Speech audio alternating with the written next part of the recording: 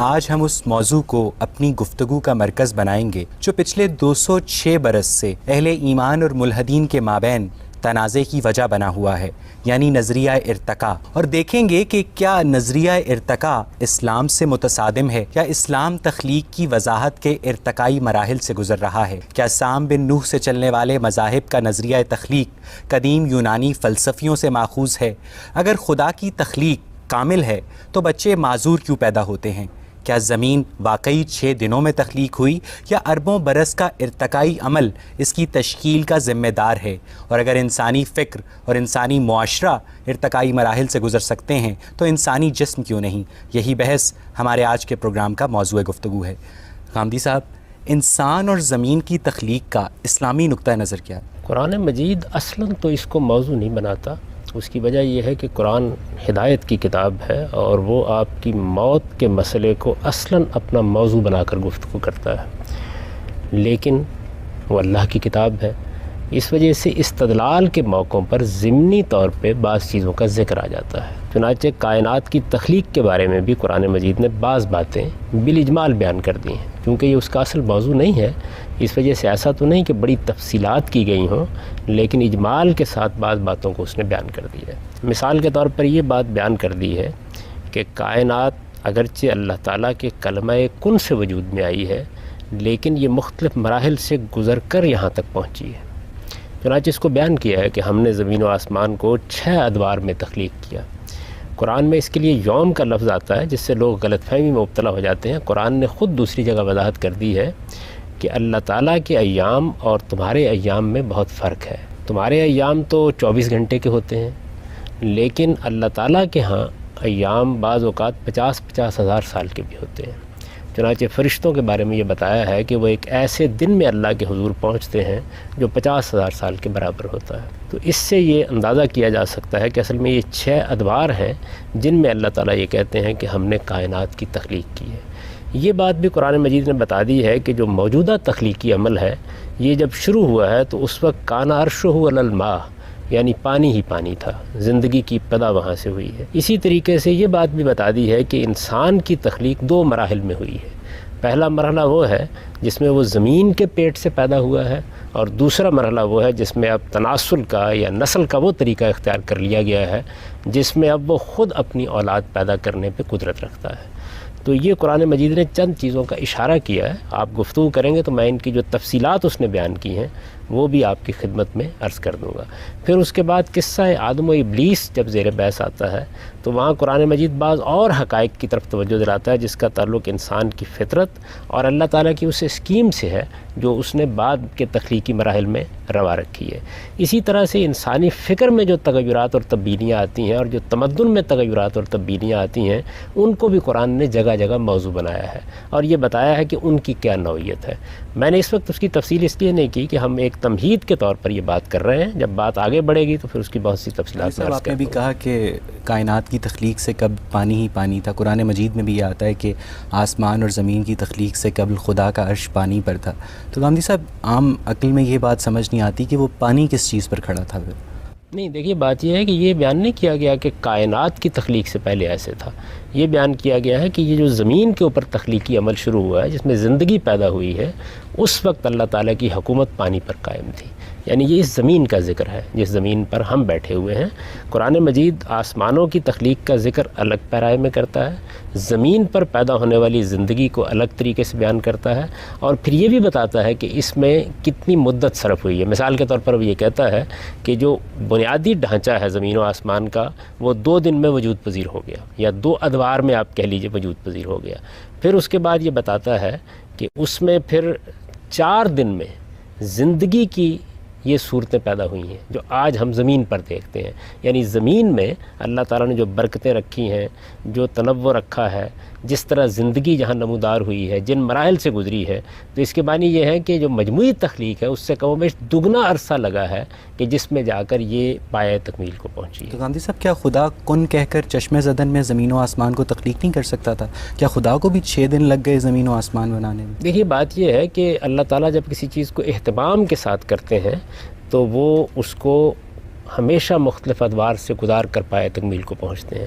کہنے کو تو آم کا پودا چشم ددن میں اگایا جا سکتا ہے، لیکن اس کی جو صلاحیت نمودار ہوتی ہے اور جن مراحل سے گزر تک اس کے پھل میں وہ رس آتا ہے جو آپ کے لیے حظ کا باعث بنتا ہے، اس کو مختلف موسموں سے گزارا جاتا ہے۔ تو اللہ تعالیٰ تو کلمہ کن کہہ کے کسی چیز کو بھی تخلیق کر دیں، اور چنانچہ قیامت کے موقع کے اوپر جب وہ ایک سور پھونکا جائے گا اور دنیا کو دوبارہ وجود میں لائیں گے تو وہ کہتے ہیں کہ میں چشم زدن میں اس پورے کے پورے نظم انسانی کو ختم کر دوں گا، اور ختم کر کے یوم تبدل الارض و غیر الارض والسماوات، اسی زمین و آسمان کو ایک نئے زمین و آسمان میں تبدیل کر دوں گا۔ لیکن ان کے کام کرنے کے دونوں طریقے ہیں، یعنی بعض اوقات وہ ایک چیز کو مراحل سے گزارتے ہیں، ان کے پیچھے اس کی حکمت موجود ہوتی ہے۔ بچہ ہے مثال کے طور پر، یہ بالکل ممکن تھا کہ 20-25 سال کی عمر میں آپ درخت سے اتار کے لے آتے، آسمان سے نازل ہو جاتا، لیکن اس کو مختلف مراحل سے گزارا جاتا ہے۔ وہ ماں کے پیٹ میں بہت سے مراحل طے کرتا ہے، اس کے بعد بھی جب وہ دنیا میں آتا ہے تو ایک ناتواں وجود ہوتا ہے، پھر وہ بچپن کے، لڑکپن کے، شباب کے مراحل سے گزرتا ہوا ایک مرتبہ پھر بڑھاپے کی دہلیز پر قدم رکھ دیتا ہے۔ تو یہ اللہ تعالیٰ نے جو ارتقاء رکھا ہے، اور اس ارتقاء کے ذریعے سے مختلف مراحل سے انسان گزرتا ہے، یا کائنات گزرتی ہے، یا تخلیقی عمل گزرتا ہے، اس سے وہ حکمت، وہ معنویت وجود میں آتی ہے جو انسان کو غور و فکر کا سامان دیتی ہے۔ آپ ایوولوشن کی نفی نہیں کرتے؟ دیکھیے، ارتقاء تو اس کائنات کے ذرے ذرے میں کار فرما ہے۔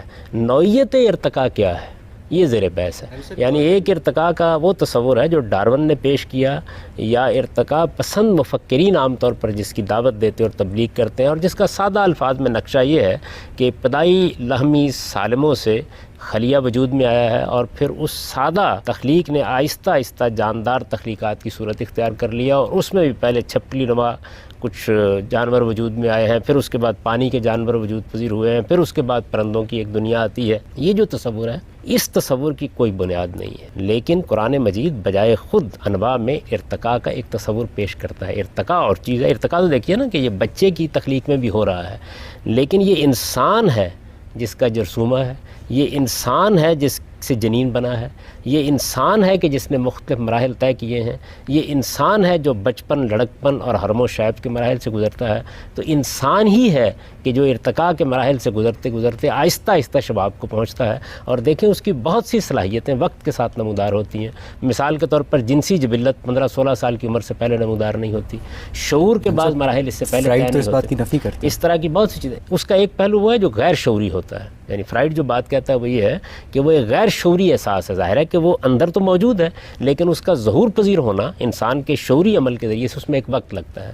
تو اس طرح کی بہت سی چیزیں ہیں کہ جو وقت کے ساتھ طے ہوتی ہیں۔ تو میں نے عرض کیا نا کہ جب بچہ پیدا ہوتا ہے تو پورا انسان ہوتا ہے، بہت سی چیزوں کو شناخت کر رہا ہوتا ہے، بلکہ اب تو یہاں تک کہ جدید نفسیات پہنچ گئی ہے کہ وہ یہ کہتے ہیں کہ بچہ اپنے اس عمل سے بھی واقف ہوتا ہے جب وہ ماں کے پیٹ سے باہر آ رہا ہوتا ہے۔ نظریہ ارتقاء کے جو حامی افراد ہیں وہ یہ بھی کہتے ہیں کہ جو انسان ہے، ہومو سیپینز ہے، اور جو ایپس ہیں، ان کا جو تولیدی نظام ہے، ان کے جو دانتوں کی ساخت ہے، ان کے جو دماغی ساخت ہے، یہاں تک کہ ان کے جو ڈی این اے پیٹرن ہے وہ 98% تک یکساں ہے۔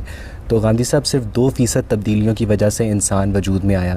اگر یہ ساری مخلوقات علیحدہ علیحدہ پیدا کی گئی ہیں تو کیا خدا ہر مخلوق میں ایک ڈفرینٹ فزیولوجی کریٹ نہیں کر سکتا تھا تاکہ یہ کنفیوژن ہی نہ پیدا ہوتا؟ دیکھیے، بات یہ ہے کہ خدا اس دنیا کو جب بناتا ہے تو اس کے اندر اتنا تنوع، اتنی جدت، اتنا حسن، اور پھر ایسی مشابہتیں رکھ دیتا ہے کہ جو ایک خالق کی نشاندہی کر رہی ہوتی ہیں۔ یہ تو انسان کا زاویہ نظر ہے، وہ چاہے تو ان مشابہتوں کے نتیجے میں اپنے آپ کو تردد میں مبتلا کر لے، اور چاہے تو ان کے اندر خالق کائنات کی ایک ذات کو کار فرما دیکھ لے۔ یعنی یہ تو زاویہ نظر ہے۔ ڈارون کے ارتقاء کے تصور نے اب بہت سے اور مراحل بھی طے کر لیے ہیں۔ جہاں ڈارون اس کو چھوڑ کر گیا تھا، ماہرین حیاتیات اب وہاں نہیں کھڑے، اس کے بعد انہوں نے اس کی مشکلات کو حل کرنے کے لیے بہت سے دوسرے نظریات بھی پیش کیے۔ جست کا ایک تصور پیش کیا گیا، اسی طرح سے فطری انتخاب کے بعض مراحل کو اور طریقوں سے ایکسپلین کرنے، لیکن کسی نے ایوولوشن کو ریجیکٹ نہیں کیا۔ دیکھیے، بات یہ ہے کہ ایسے لوگ بھی ہیں جو اس کا انکار کر رہے ہیں، لیکن اس کے حق میں ادنا درجے کا کوئی ایویڈنس بھی دریافت نہیں ہو سکا۔ میں تو کہتا ہوں کہ ڈارون کا نظریہ ارتقاء، یا جو کچھ بھی اب ارتقاء کے نظریات موجود ہیں اور جن میں اس طریقے سے ایک واحد خلیے سے کائنات کو وجود پذیر ہوتے دکھایا گیا ہے، وہ سائنس فکشن سے زیادہ کوئی حیثیت نہیں رکھتا۔ صاحب، بات یہ ہے کہ جو کوئی بھی اسٹیبلش سائنٹیفک جرنل ہے اس میں آج تک کوئی ایسا پیپر پبلش نہیں ہوا جو ایوولوشن کی نفی کرتا ہو، یعنی تمام تر Harvard university, MIT university, Cambridge, Oxford, یہاں ان ساری یونیورسٹیز میں نظریہ ارتقاء کو انڈر گریجویٹ کورسز میں پڑھایا جاتا ہے، اور انڈر گریجویٹ کورسز میں صرف وہی کورسز پڑھائے جاتے ہیں جو اسٹیبلش سائنٹیفک فیکٹس ہوتے ہیں. جو تھیوریز ہوتی ہیں جو کنٹروورشل ہوتی ہیں وہ ماسٹرز لیول پر یا پی ایچ ڈی لیولز پہ پڑھائی جاتی ہیں. یہی تو سائنس کا المیہ ہے کہ ایک ایسی چیز جو اپنے پاس ادنا درجے کا کوئی ثبوت بھی فراہم نہیں کر سکی، جس کی بار بار فاسلز کے ریکارڈ نے تردید کی ہے، جس کے بارے میں جو افسانے تراشے گئے وہ آخر میں افسانے ثابت ہو گئے، جس میں جعل سازی تک کا ارتکاب کیا بعض موقعوں کے اوپر، اس کو ایک سائنسی حقیقت بنا کے پیش کرنے کی جسارت کی جائے. فاسلز کا ریکارڈ ارتقاء کی نفی کیسے کرتا ہے؟ بتایا گیا کہ جی فلاں دور میں یہ صورتحال ہونی چاہیے. اس کے بعد جب انظار کیا گیا تو معلوم ہوا کہ ایک ہی چیز کے فاسلز ایسے دریافت ہو گئے ہیں جو اس زمانے میں بالکل وہی صورت بتا رہے ہیں. آپ جانتے ہیں کہ گھوڑے کے معاملے میں کیا ہوا تھا، یعنی چند مشابہتوں کو تلاش کر کے ایک افسانہ تراشا جاتا ہے، ایک ہڈی کو لے کر اس کے اوپر تخیلاتی خاکہ بنایا جاتا ہے. وہ تخیلاتی خاکہ بالکل ایسے ہی ہوتا ہے جیسے آپ کے مصور بعض اوقات کسی موقع کے اوپر کوئی جرم ہو جاتا ہے تو وہ اپنے تصورات سے بناتے ہیں. اس طرح کے تصوراتی خاکے بنا کر سائنس کی کتابوں میں اس طرح بیان کر دیے جاتے ہیں جیسی ایک حقیقت ہے. دیکھیے بات یہ ایک بڑی سادہ بات ہے، مشابہتیں موجود ہیں، ان مشابہتوں کو ایکسپلین کرنا تھا، یہ صورت تھی. اس سے یہ دھوکہ ہوا کہ غالباً یہ ایک سے دوسری چیز پھوٹتی چلی آ رہی ہے. اب ہونا کیا چاہیے تھا؟ ہونا یہ چاہیے تھا کہ اگر یہ فی الواقع ایسا ہی تھا تو جس طریقے سے دنیا کے اندر تمام انواع اپنی کامل شکل میں ہزاروں لاکھوں کی تعداد میں موجود ہیں، وہ ارتقاء کے مختلف مراحل سے گزرتی ہوئی بھی لاکھوں کی تعداد میں موجود ہوتی. یعنی اس کو کسی حال میں بھی نہیں روکا جا سکتا. ارتقاء کا نظریہ اپنے تصور میں یہ چاہتا ہے کہ جس طریقے سے کامل چیزیں موجود ہوں اسی طریقے سے مختلف مراحل سے گزرتی ہوئی ناقص چیزیں بھی موجود ہوں. تو گاندھی صاحب ڈائنوسار ایکسٹنکٹ ہو گیا، ناقص چیزیں تھیں جو اپنے آپ کو ماحول کے مطابق اڈاپٹ نہیں کر سکتے. ڈائنوسار چھوٹی گردن والے جو زرافے تھے وہ بھی ایکسٹنکٹ ہو گئے اور لمبی گردن والے زرافے کوئی ناقص چیز نہیں تھی. دیکھیے ناقص چیز کا مطلب یہ ہے کہ ابھی ایک مخلوق ایسی ہے جو نصف مچھلی ہے اور نصف چھپکلی ہے، یہ ہے اس کا ناقص ہونا. ڈائنوسار اپنی جگہ ایک کامل مخلوق. کسی مخلوق کا ختم ہو جانا یہ تو کائنات کے اندر جاری ہے. ایرسٹوٹل کی تھیوری تھی کہ انسان بلڈ کلوتھ سے بنا ہے، اور قرآن میں بھی اس کے بارے میں ذکر کیا ہوا ہے. تو آپ کیا اس کے بارے میں کہیں گے کہ اس تھیوری کو قرآن کس طرح اس کو ریلیٹ کرتا ہے اس کو؟ نہیں، قرآن مجید نے یہ بات نہیں کہی. قرآن مجید نے تو یہ بتایا ہے کہ اس وقت انسان جن مراحل سے گزر کر وجود پذیر ہوتا ہے وہ مراحل کیا ہیں، ان مراحل کو بیان کیا. ظاہر ہے کہ اس میں ایک نطفے سے اس کی ابتدا ہوتی ہے، پھر ایک خون کی پھٹکی سی بن جاتی ہے، پھر جونک کی صورت اختیار کر لیتا ہے، پھر اس کے بعد مختلف مراحل سے گزرتے ہوئے اس کی ہڈیوں پر گوشت آنا شروع ہو جاتا ہے، اور پھر کہیں جا کر وہ وقت آتا ہے کہ جس میں وہ ہر لحاظ سے درست ہو جاتا ہے. تو یہ مراحل قرآن نے بیان کیے ہیں. یہ نہیں کہا کہ فلاں چیز سے انسان بنا ہے. انسان کے بننے میں جو اجزاء موجود ہیں وہ تو اسی پوری کائنات کے اندر ہیں، اسی ہماری زمین کے اندر ہیں، اور ان کا تحلیل تجزیہ کر کے بتا بھی دیے گا کہ وہ کیا اجزاء ہیں. انسان کی شخصیت کے بھی دو پہلو ہیں. یعنی ایک پہلو اس کا وہ ہے جس میں اس کا یہ جسمانی قالب وجود میں آیا ہے. قرآن اس کو دو مراحل میں بیان کرتا ہے. ایک مرحلہ اس کا وہ ہے جب وہ زمین کے پیٹ سے پیدا ہوا ہے، دوسرا مرحلہ وہ ہے جس طریقے سے وہ اب پیدا ہوتا ہے. تو اس دوسرے مرحلے کو بیان کرتے ہوئے وہ ان سب مراحل کی طرف اشارہ کرتا ہے جو اس وقت بھی ماں کے پیٹ میں گزرتے ہیں. ان میں اس کا بھی ذکر کیا گیا ہے کہ ایک وقت ایسا ہوتا ہے کہ جب وہ خون کی پھٹکی کی طرح ہو جاتا ہے. یعنی وہ بھی گویا بات سمجھانے کے لیے ایک لفظ اختیار کر لیا گیا ہے. اصل حقیقت کیا ہے؟ اصل حقیقت کو تو ظاہر بات ہے کہ آپ علمی طریقے سے مختلف اصطلاحات سے تعبیر ہی کر سکتے ہیں. ہمارے ذہن میں جو تعبیرات ہوتی ہیں ان کے لیے ہم الفاظ بھی وجود پذیر لاتے رہتے ہیں. تو انسان کو سمجھانے کے لیے یہ بات کہی گئی ہے کہ بالکل ایک خون کی پھٹکی کی طرح پھر وہ ہو جاتا ہے. آپ پوچھو. سر میرا سوال یہ ہے کہ زمین کی عمر 4 ارب 55 کروڑ سال ہے، جبکہ انسان کی عمر 2 لاکھ سال ہے. یہ جو اس میں گیپ 4 ارب 54 کروڑ اور 98 لاکھ سال کا آتا ہے، تو کیا یہ پرفیکٹ کریشن کے تصور کو متزلزل نہیں کرتی؟ پرفیکٹ کریشن سے آپ کی کیا مراد ہے؟ یعنی کیا صرف انسان ہی ہے کہ جس کو اللہ تعالیٰ نے پیدا کیا ہے؟ اللہ تعالیٰ کی ساری مخلوقات اس کے لیے برابر ہیں.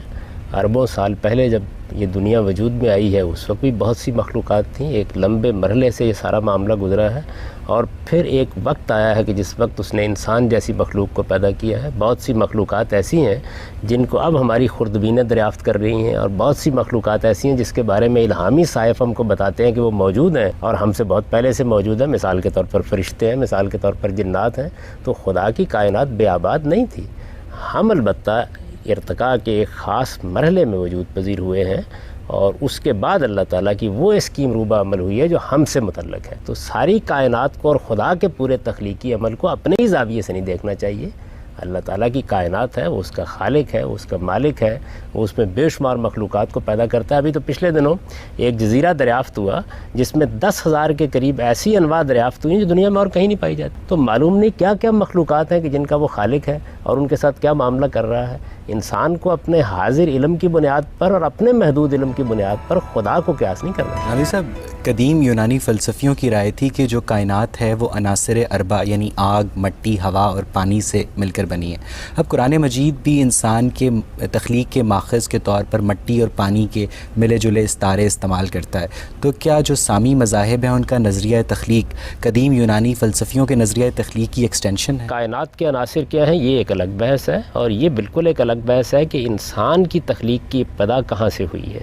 یہ دو الگ الگ چیزیں ہیں۔ قرآن یہ نہیں بیان کر رہا کہ انسان کے عناصر کیا ہیں جن سے وہ بنا ہے، یہ بتا رہا ہے کہ یہ اصل میں سمندروں کے کنارے جس طرح ایک چپچپاتی ہوئی مٹی ہوتی ہے جس کو آپ گارے سے تعبیر کر سکتے ہیں، اس سے انسان کی تخلیق کی ابتدا ہوئی ہے، یہ بات بیان کرتا ہے۔ اس کو تین لازب کے لفظ سے تعبیر کرتا ہے، یعنی یوں سمجھ لیجئے کہ جس طرح اب یہ ایک پروسیس ہے نا جو اب گزرتا ہے، وہ کیا پروسیس ہے؟ وہ پروسیس یہ ہے کہ اسی زمین کے مختلف اجزاء ہیں جو خوراک کی صورت میں ہمارے اندر جاتے ہیں، ہماری اس فیکٹری کے اندر پروسیس ہوتے ہیں، اس سے ایک قطرہ آب بنتا ہے اور ایک ایگ بنتا ہے، دونوں کا ایک خاص طریقے پر ملاپ ہوتا ہے، ان کے ملاپ سے کے نتیجے میں وہ جنین وجود میں آتا ہے جو پھر مختلف مراحل سے گزرتا ہے۔ وہ مختلف مراحل سے گزرنے کے بعد ایک جیتا جاگتا انسان کم و بیش قالب کے لحاظ سے 120 دن میں مکمل ہو جاتا ہے۔ اب جو ہمارے ہاں پروسیس ہے وہ یہ ہے، یہی پروسیس بین اسی طریقے سے زمین کے پیٹ میں ہوا ہے، یعنی وہی زمینی اجزاء جو اب ہم خوراک کی صورت میں اس فیکٹری میں ڈالتے ہیں وہ اسی طریقے سے گارے اور مٹی کے آمیزے کے اندر وجود پذیر ہونا شروع ہوئے ہیں، اور پھر آہستہ آہستہ انہوں نے جس طرح اب مختلف مراحل سے گزر کر مختلف مراحل سے گزرتے ہوئے وہ ایک انسان کی صورت اختیار کرتے ہیں، بالکل اسی طریقے سے انسان کی صورت اختیار کر گیا۔ یہاں تین مختلف باتیں ہیں، ایک کائنات جو سائنسی علم کے مطابق ہیں، ایک کائنات کا آغاز ہے، ایک زمین کا آغاز ہے، اور ایک اس پر زندگی کا آغاز ہے۔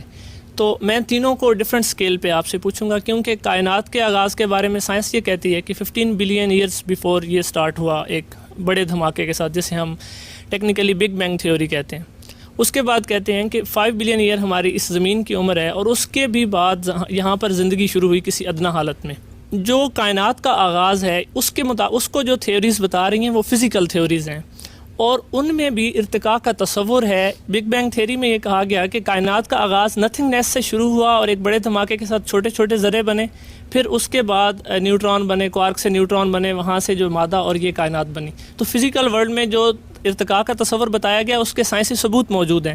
تو کیا آپ فزیکل ورلڈ میں طبعی جو کائنات ہے اس میں بھی ارتقاء سے انکار کریں گے؟ میں نے تو یہ عرض کیا کہ ارتقاء سے تو انکار قرآن بھی نہیں کرتا، ارتقاء سے انکار کوئی صاحب عقل بھی نہیں کر سکتا، ارتقاء تو جاری ہے۔ ارتقاء کیسے ہوا ہے؟ ایک تصور وہ ہے جو ڈارون نے پیش کیا، اور ایک تصور وہ ہے جو قرآن مجید پیش کرتا ہے۔ یعنی ارتقاء تو اس وقت بھی ہوتا ہے، میں نے تو اس کی مثال دی آپ کو کہ ایسا نہیں ہوتا کہ 25-30 سال کا ایک نوجوان آسمان سے نازل ہو جاتا ہے، اب بھی مختلف مراحل سے گزرتا ہے انسان، اس کے بعد وجود پذیر ہوتا ہے۔ سوال یہ ہے کہ اس کا صحیح تصور کیا ہے؟ تو میں نے یہ عرض کیا کہ قرآن مجید یہ بتاتا ہے کہ انسان کی تخلیق 2 مراحل میں ہوئی ہے۔ پہلا مرحلہ وہ ہے کہ جس کے اندر یہ زمین کا پیٹ ہی اس کے لیے ماں کا پیٹ بنا ہے، اور اس کے اندر ہی وہ ترکیب پیدا ہوئی ہے کہ جس کے نتیجے میں وہ مراحل گزرے ہیں جو اس وقت گزرتے ہیں۔ اس وقت کس طرح سے انسان پیدا ہوتا ہے؟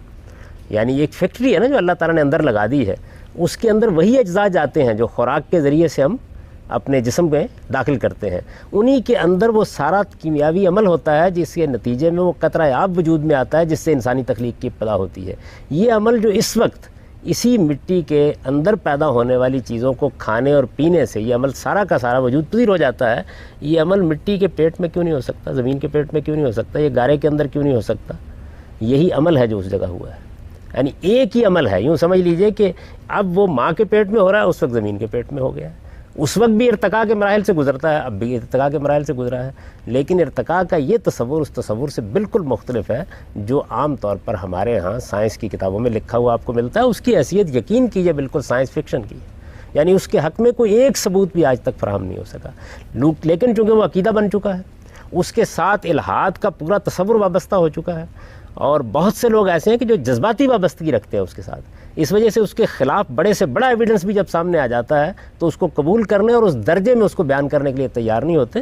لیکن اگر اب آپ اس کا مطالعہ کریں تو آپ کے سامنے یہ چیزیں آ جائیں گی کہ کتنے تصورات قائم کیے گئے، کتنے تخیلاتی گروندے بنائے گئے، کس طرح کے خیالی نقشے لوگوں کے سامنے رکھے گئے، اور اس کے بعد ایک ہڈی کے اوپر معلوم نہیں کیا کیا کائنات تعمیر کی گئی، اور بعد میں معلوم ہوا کہ بالکل افسانہ تھا، اس کی کوئی حقیقت نہیں تھی. اس وقت تک فاسلز کا جتنا ریکارڈ دستیاب ہے، جب ہم بیٹھے ہوئے گفتگو کر رہے ہیں، ادنا درجے میں بھی کسی درمیانی مخلوق کا کوئی تصور سامنے نہیں آیا، جبکہ عقل کہتی ہے اور منطق کہتی ہے کہ اگر یہ عمل ہوا ہے تو ہزاروں کی تعداد نہیں، لاکھوں کی تعداد میں فاسلز ہونے چاہیے. آپ نے انسان کے بننے کے ڈفرینٹ مرحلے بیان کیے، جو کہ قرآن پاک میں سورہ مومنون کی آیت نمبر 13 میں آتا ہے کہ اللہ تعالیٰ نے نطفے سے لوتھڑا، لوتھڑے سے بوٹی، اور پھر بوٹی سے ہڈیاں بنائیں اور پھر ان ہڈیوں پر گوشت چڑھایا. پر دوسری طرف سائنس ہمیں یہ بات ثابت کر کے بتاتا ہے کہ ہڈیاں اور گوشت باری باری نہیں بلکہ میزوڈرم سے ایک ساتھ بننا سٹارٹ ہوتے ہیں. تو آپ اس پوائنٹ پر مذہب کو کس طرح سے ڈیفینڈ کریں گے؟ نہیں، دیکھیے بات یہ قرآن مجید وہاں یہ نہیں بیان کر رہا کہ یہ کس ترتیب کے ساتھ وجود میں آتے ہیں، وہ یہ بتا رہا ہے کہ یہ سارا عمل کس طریقے سے ہوتا ہے. یعنی یہ مقصود نہیں ہے وہاں بیان کرنا کہ آپ کو سائنسی طریقے سے یہ بتانا ہے کہ دیکھیے یہ چیز بن گئی ہے، پھر اس میں یہ چیز بن گئی ہے. اللہ تعالیٰ اپنی قدرت کو بیان کر رہے ہیں کہ تم دیکھتے ہو کس طرح ہڈیوں کے اوپر گوشت چڑھ جاتا ہے، تم دیکھتے ہو کس طرح ایک معمولی سی خون کی پھٹکی ہوتی ہے اور کن مراحل سے گزر کے کہاں تک پہنچ جاتی ہے، ایک قطرہ آب ہوتا ہے اور کن مراحل سے گزرتا ہے. اس کو بیان کر رہا ہے. سر ابھی آپ نے کہا کہ سائنس، آپ کی بات سے میں یہ مطلب لے لوں کہ سائنس اور ریلیجن یا مذہب جو ہے آپس میں کانٹراڈکٹ نہیں کر رہے. سائنس اور مذہب یہی ایک ہی بات کر رہے ہیں کہ ٹھیک ہے انسان ان مرحلوں سے گزر کے وجود میں آیا ہے. تو کیا سائنس کی جو ایولیوشن کی تھیوری ہے پھر وہ سچ نہیں ہو جاتی کہ اگر یہ بات یہ ہے کہ یہ دو الگ الگ باتیں ہیں.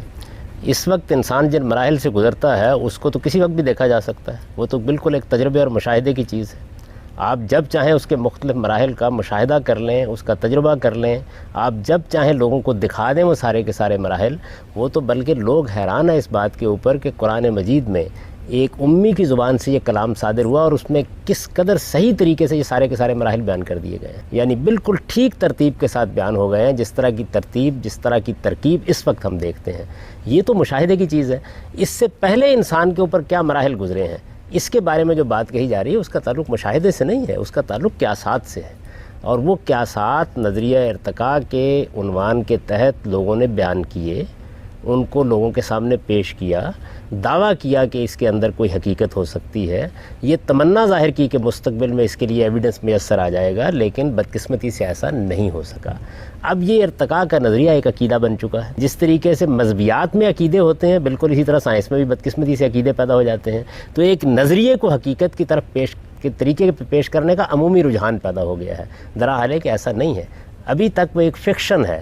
اس کے پیچھے جو ایویڈنس چاہیے وہ کسی درجے میں بھی میسر نہیں ہو سکا. جتنی باتیں کہی گئیں سب کی سب وقت کے ساتھ غلط ثابت ہو گئی. اگر سر اس طرح ہم مذہب ہمیں آپ کے کہنے کے مطابق مذہب ہمیں ہمیشہ صحیح بتا رہا ہے، اور پھر سائنس کو ہم پڑھتے کیوں ہیں؟ ہمیں سائنس کی ضرورت پھر کیا ہے؟ اگر مذہب ہمیں ایک چیز صاف بتا رہا ہے، ہمیں بیان کی جا رہی ہے، تو ہم صرف مذہبی کو فالو کر لیں. ہمیں ہمارا شعور، ہمارا ذہن، ہمارا دماغ، ہمیں اس کی پھر ضرورت نہیں ہے. نہیں دیکھیے، یہ دو بالکل الگ الگ باتیں ہیں. میں نے تو ابتدائی سوال جب انہوں نے کیا تھا اس وقت یہ عرض کر دیا تھا کہ یہ مذہب کا موضوع نہیں ہے. مذہب کا موضوع ہماری موت کا مسئلہ ہے. موت آنے والی ہے، اس کے بعد کیا ہونے والا ہے، اللہ تعالیٰ نے یہ دنیا کیوں بنائی ہے، اس کی کیا اسکیم اس میں پیش نظر ہے، یہاں کی تکلیفوں میں اور یہاں کے غموں میں اور یہاں کے دکھوں میں کیا حکمت ہے جو خدا نے رکھی ہوئی ہے.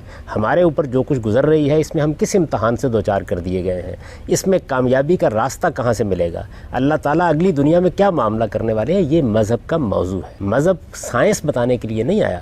آپ چارپائی کیسے بنائیں، آپ ایٹم بم کیسے بنائیں، آپ کسی مریض کا علاج کیسے کریں، یہ مذہب کا موضوع نہیں ہے. مذہب آپ کو انجینئرنگ سکھانے کے لیے نہیں آیا، آپ کو طب سکھانے کے لیے نہیں آیا. سائنسی علوم انسان کی ضرورت ہے، ان کو سیکھنا بھی ہے، ان کو پڑھنا بھی ہے، جاننا بھی ہے. ان کے ذریعے سے علم کی نئی دنیایں دریافت ہوتی ہیں، ان کے ذریعے سے تہذیب آگے ترقی کرتی ہے. مذہب کا موضوع اور ہے اور سائنس کا موضوع اور ہے. البتہ کہیں کہیں اللہ تعالیٰ جب اپنی ذات کا تعارف کرا رہے ہوتے ہیں، اپنی قدرت بیان کر رہے ہوتے ہیں، اپنی حکمت بیان کر کر رہے ہوتے ہیں تو بعض ایسی چیزیں بھی بیان کر دیتے ہیں جن کا تعلق سائنسی موضوعات سے بھی ہوتا ہے، وہ ضمنی طور پر زیر بحث آتی ہیں. جس طرح مثال کے طور پر میں کسی موقع کے اوپر لوگوں کو اخلاق کے بارے میں کوئی بات بتانے کے لیے بیٹھتا ہوں تو میرا موضوع تو اصل میں اخلاقی تطہیر یا اخلاقی تزکیہ، لوگوں کو اپنے نفس کو پیوریفائی کرنے کا طریقہ بتانا ہے. میں اس میں مثال کے طور پر کسی چیز کا ذکر کرتا ہوں بات سمجھانے کے لیے، اور اس میں کوئی سائنسی چیز بھی زیر بحث آ جاتی ہے. قرآن میں یہ معاملات بس اسی حد تک زیر بحث آتے ہیں. جہاں قرآن زیر بحث لے آتا ہے وہاں ظاہر ہے وہ اللہ کی کتاب ہے، اس کی بات کبھی غلط نہیں ہو سکتی. لیکن باقی تمام چیزیں آپ کے علم کے لیے، آپ کے مطالعے کے لیے، آپ کے تجربے کے لیے، آپ کے مشاہدے کے لیے چھوڑ دی گئی ہیں. ان پر غور کیجئے، اس علم کو بڑھائیے. اس علم پر انحصار ہے در حقیقت انسانی تہذیب کے ارتقاء کا. اس وجہ سے اس کی اپنی اہمیت اور غیر معمولی اہمیت ہے. میں تو یہ سمجھتا ہوں کہ مسلمانوں کو اصل میں اشتغال ہی دو علوم سے رکھنا چاہیے، اپنی آخرت کے لیے قرآن مجید سے اور اپنی دنیا کے لیے سائنسی علوم سے، طبعی علوم سے. مسلمانوں کی بدقسمتی یہ ہے کہ انہوں نے قرآن کو بھی پس پش ڈال دیا اور طبعی علوم کے بجائے ان کے ہاں زیادہ تر ذہین عناصر کا اشتغال اور توجہ ان موضوعات کی طرف ہو گئی جن کا تعلق ما بعد طبیعیات سے تھا، مثلا فلسفہ اور تصوف. جہاں تک سائنسی اور طبعی علوم کا تعلق ہے وہ ایک لمبے عرصے تک ہماری توجہات کا مرکز نہیں رہے. ہمارے انحطاط اور زوال کی وجہ یہی ہے. اس وجہ سے یہ دو بالکل الگ الگ دائرے ہیں، ان کو الگ الگ رکھنا چاہیے. کبھی کبھی ایسا ہوتا ہے کہ جیسے سائنس مذہب کے کسی معاملے پر گفتگو کر دیتی ہے، ایسے ہی کبھی کبھی ایسے ہوتا ہے کہ قرآن بھی کسی سائنسی مسئلے پر گفتگو کر دیتا ہے. وہ اپنی ضرورت کے تحت کرتا ہے. یعنی اسے مثال کے طور پر خدا کی توحید بیان کرنی ہے، آخرت کا تصور واضح کرنا ہے، اللہ تعالیٰ کی انفس و آفاق میں نشانیوں کو بیان کرنا ہے، اس میں کہیں ضمناً کسی چیز کا ذکر آ جاتا ہے. قرآن کا یہ اعجاز ہے، غیر معمولی بات ہے. یہ آج سے 200 سال پہلے کی کتاب آپ اٹھا کے دیکھیں، بے شمار باتیں آپ کو مزے کا خیز نظر آ جائیں گی. ایک امی کی پیش کردہ کتاب ہے، 14 صدیاں کم و بیش اس پر گزر چکی ہیں. ایک حرف بھی ایسا نہیں ہے کہ جو اپنی جگہ سے ٹل سکا ہو. تو یہ وجہ ہے. میرا سوال یہ ہے کہ قرآن بھی بات کرتا ہے اور مراحل کی جتنے سائنسدان ہیں جنہوں نے ایوولوشن کی تھیوری پیش کی وہ بھی بات کرتے ہیں. تو کیا سائنس ایک راستہ فراہم کر رہی ہے جس سے ہم ارتقاء کا اور باقی علوم کے بارے میں جان رہے ہیں؟ تو پھر مطلب اس کا کوئی پوائنٹ ہی نہیں بنتا کہ ہم کانٹرڈکٹ کریں سائنس سے اور اسلام سے. ہم تو ایسا کر بھی نہیں رہے. ہم تو جائزہ لے رہے ہیں دونوں کا الگ الگ. یعنی یہ دیکھنے کی کوشش کر رہے ہیں کہ سائنس جو بات بیان کر رہی ہے کیا وہ حقیقت بن گئی ہے. جب حقیقت بن جاتی ہے کوئی چیز تو اس وقت اس کو سائنٹیفک فیکٹ کے طور پر پیش کرنا چاہیے. نظریہ ہوتا ہے. نظریہ اصل میں ایک مفروضہ ہے جس کا آپ جائزہ لے رہے ہوتے ہیں اور آپ یہ دیکھ رہے ہوتے ہیں کیا اس کے حق میں ہمیں کوئی ایویڈنس مل جاتا ہے. یہ بالکل درست ہے کہ علم اصل میں نظریات پیش کرنے سے بڑھتا ہے اور اس کو بڑھنا چاہیے. اس وجہ سے اگر حیاتیات کے ماہرین نے ارتقاء کا نظریہ پیش کیا تو کوئی جرم نہیں کیا، ایک نقطہ نظر انہوں نے بیان کیا. اب اس کے حق میں کچھ ایویڈنس آنا شروع ہو جائے گا یا اس کے خلاف آنا شروع ہو جائے گا. یہ عمل ایسے ہی جاری رہتا ہے. باقی علوم میں بھی ایسے ہی ترقی ہوتی ہے. بدقسمتی کیا ہوئی ہے؟ بدقسمتی یہ ہوئی ہے کہ جب اس کے خلاف شواہد آنے شروع ہو گئے تو سائنس اس کے ساتھ عقیدے کی نوعیت کی وابستگی کر کے بیٹھ گئی. مختلف اہل علم نے باقاعدہ اس بات کے اوپر غم کا اظہار کیا کہ اس نظریے کے حق میں ہمیں شواہد مل کیوں نہیں رہے. یہ سائنسدان کا کام نہیں ہے. یہ جب کوئی چیز عقیدہ بنتی ہے تو تب یہ چیز پیدا ہوتی ہے. سائنسدان کا کام تو یہ ہے کہ وہ حقائق کا سامنا کرے. جو چیز سامنے آتی ہے دیانتداری کے ساتھ دنیا کو بتائے. دنیا کو بتائے یہ بات کہ آج تک اس نظریے کے حق میں کوئی ایک ایویڈنس بھی ایسا میسر نہیں آ سکا جو شکوک اور شبہات سے بالاتر ہو. نظریہ ہے، غور و فکر جاری رکھیے، کوئی نہیں روکتا اس کے اوپر سے. لیکن جن موضوعات پر قرآن نے کہیں کلام کر دیا ہے ان موضوعات پر قرآن کا موقف بھی جاننا چاہیے، معلوم کرنا چاہیے. اگر قرآن مجید ہم کو یہ بتاتا ہے کہ انسانی تاریخ کیسے شروع ہوئی ہے، اگر وہ یہ بتاتا ہے کہ آدم علیہ السلام سے دنیا کو ہدایت کیسے ملنا شروع ہوئی ہے، تو یہ قرآن کا موضوع ہے. قرآن نے اس کو جب موضوع بنا لیا ہے تو اس کو بھی جانیں گے اور علم جو کچھ کہتا ہے اس کو بھی سنیں گے. اور اس کے بعد اس بات کا کوئی امکان نہیں ہے کہ خدا کی بنائی ہوئی کائنات میں اور خدا کی کہی ہوئی بات میں کوئی تضاد ثابت ہو جائے. اس کا کوئی امکان نہیں. عامر صاحب، آپ ماہرین بشریات اور حیاتیاتی سائنسدانوں پہ کیا شعوری طور پر بددیانتی کا الزام لگا رہے ہیں؟ دیکھیے بات یہ ہے کہ بددیانتی کا الزام لگانے کا تو کسی کو بھی کسی پر کوئی حق نہیں ہے. لیکن جب ایسے شواہد سامنے آ جاتے ہیں کہ جس میں یہ صاف محسوس ہو رہا ہوتا ہے کہ آپ کے سامنے ایک حقیقت آ گئی اور آپ اس کا اعتراف نہیں کرتے. دیکھیے بعض اوقات ایسا بھی ہوتا ہے کہ لاشعوری طور پر بھی آدمی اس طرح کی حرکتوں کا ارتکاب کر ڈالتا ہے. اہل مذہب نہیں کرتے. انہوں نے جب ایک عقیدہ قائم کر لیا ہوتا ہے، جب ایک نظریہ قائم کر لیا ہوتا ہے، جب وہ کسی خاص فرقے سے وابستہ ہو گئے ہوتے ہیں، ان کے اندر بھی یہ ذہنیت پیدا ہو جاتی ہے. یہ انسان کی کمزوریوں میں سے ہے. ہمارا خیال تھا کہ سائنسدان ان کمزوریوں سے اپنے آپ کو پاک رکھیں گے، ان کے علم کی نوعیت ہی ایسی تھی، لیکن ایسا ہوا نہیں۔ سورہ مومنون کی 27ویں آیت میں آتا ہے کہ اللہ تعالیٰ نے سیلاب عظیم سے پہلے حضرت نوح کو حکم دیا کہ ہر جاندار کا جوڑا اپنی ایک کشتی میں سوار کر لیں۔ تو گامدی صاحب، دنیا میں جو 5 کروڑ سپیشیز بستی ہیں، انہیں زمین کے ایک مقام پر مجتمع کر کے انہیں ایک ہاتھ سے بنی ہوئی کشتی میں سوار کرنا کیسے ممکن ہے؟ یا یہ جو ساری سپیشیز ہیں یہ بعد میں ارتقاء کے نتیجے میں درجہ بدرجہ وجود میں آئیں؟ نہیں، دیکھیے بات یہ ہے کہ جو ہر کا لفظ بولا جاتا ہے نا، یہ اردو زبان میں بھی ماحول کے لحاظ سے بولا جاتا ہے۔ میں یہاں سے نکلتے ہوئے کہتا ہوں کہ ان لوگوں میں سے ہر ایک کو چائے کا 1 کپ پلا دیجئے، تو یہ ایک خاص پس منظر میں لفظ بولا گیا ہے۔ قوم نوح پر طوفان آیا تھا، ایک بڑے علاقے میں پانی پھیل گیا تھا، جو لوگ کشتی میں سوار کیے گئے تھے ان کو بعد میں زندگی شروع کرنی تھی، ان کی ضرورت کے جانور جو تھے ان کے بارے میں یہ کہا گیا کہ ان کو آپ کشتی میں سوار کر لیں، کیونکہ دوبارہ وہ عمل تو صدیوں میں شروع ہوتا، جس کے بعد اس علاقے میں ان کی ضرورت کے جانور جو اس زمانے میں لوگوں کے لیے ان کی معیشت کی بنیاد تھے وہ میسر کیے جا سکتے۔ تو ایسے موقعوں پر ہر کا لفظ یا کل کا لفظ جو عربی زبان میں بولا جاتا ہے، یہ اس صورتحال کے لحاظ سے بولا جاتا ہے، ہم بھی ایسے ہی بولتے ہیں۔ تو اس کو سمجھ لینا چاہیے۔ اس سے لوگوں نے بالکل ایک غلط نتیجہ یہ نکال لیا، ایسی بات قرآن نے بالکل نہیں کہی کہ ساری کائنات میں جتنے جاندار موجود ہیں ان کے جوڑے وہاں رکھ لیے گئے تھے۔ نہ طوفان پورے کے پورے عالم میں آیا تھا، اور نہ ساری دنیا کے اندر جو مخلوقات اللہ نے پیدا کی ہیں ان کو رکھنا مقصود تھا۔ ایک قوم پر طوفان آیا، اللہ کا عذاب آیا، اس کے بعد وہ قوم مٹا دی گئی، کچھ لوگوں کو کشتی میں سوار کر کے بچا لیا گیا، جو لوگ بچے ان کو اگلے دن زندگی شروع کرنی تھی، ان کی زندگی کی ضرورت کے تمام جانور۔ دیکھیے میں نے لفظ تمام بولا لیکن ایک خاص پس منظر میں بولا۔ تو قرآن مجید ادب کی زبان میں ہے، اس کو بہت اچھی طرح سمجھنا چاہیے۔ اس سے پہلے ایک سوال ہوا تو میں نے عرض کیا تھا کہ قرآن نے تخلیق کے مراحل بیان کرتے ہوئے بھی یہی اسلوب اختیار کیا ہے کہ انسان کو جس طریقے سے اللہ تعالیٰ کی قدرت کا ایک نمونہ بتانا ہے وہ بتایا ہے۔ اس میں یہ مقصود نہیں ہے کہ ہڈیاں پہلے وجود میں آئی ہیں یا گوشت پہلے وجود میں آیا ہے، اس کو بیان کرنا پیش نظر نہیں۔ یعنی قرآن مجید سائنس کی کتاب نہیں ہے؟ سائنس کی کتاب تو یقیناً نہیں ہے۔ اس کی وجہ یہ ہے کہ قرآن مجید آپ کو یہ بتانے کے لیے نہیں آیا کہ حقائق کس طریقے سے نمودار ہوتے ہیں، سائنس جن چیزوں کو موضوع بناتی ہے ان کے بارے میں قرآن کیا رائے قائم کرنا چاہتا ہے۔ قرآن مجید میں یہ تمام معاملات ضمناً زیر بحث آتے ہیں۔ جس طریقے سے مثال کے طور پر ادب کی ایک کتاب آپ لکھ رہے ہوتے ہیں، ممکن ہے کہ آپ ایک ڈرامہ لکھ رہے ہوں، آپ فکشن لکھ رہے ہوں، آپ کوئی ناول لکھ رہے ہوں، اس کے درمیان میں بھی ہو سکتا ہے کہ کسی موقع پر کسی سائنسی چیز کا بیان ہو جائے، کسی طبی حقیقت کا بیان ہو جائے۔ قرآن ہدایت کے لیے آیا ہے، اور ہدایت کا موضوع کیا ہے کہ آپ کو موت کے بعد کیا پیش آنے والا ہے، اس کے لحاظ سے کسی موقع کے اوپر وہ کوئی بات کرتا ہے، چونکہ وہ خدا کی بات ہوتی ہے اس لیے غلط نہیں۔ یہ سب حیاتیات کی مجبوری ہے کہ ہر جاندار چیز سے ہی سے پیدا ہوتی ہے۔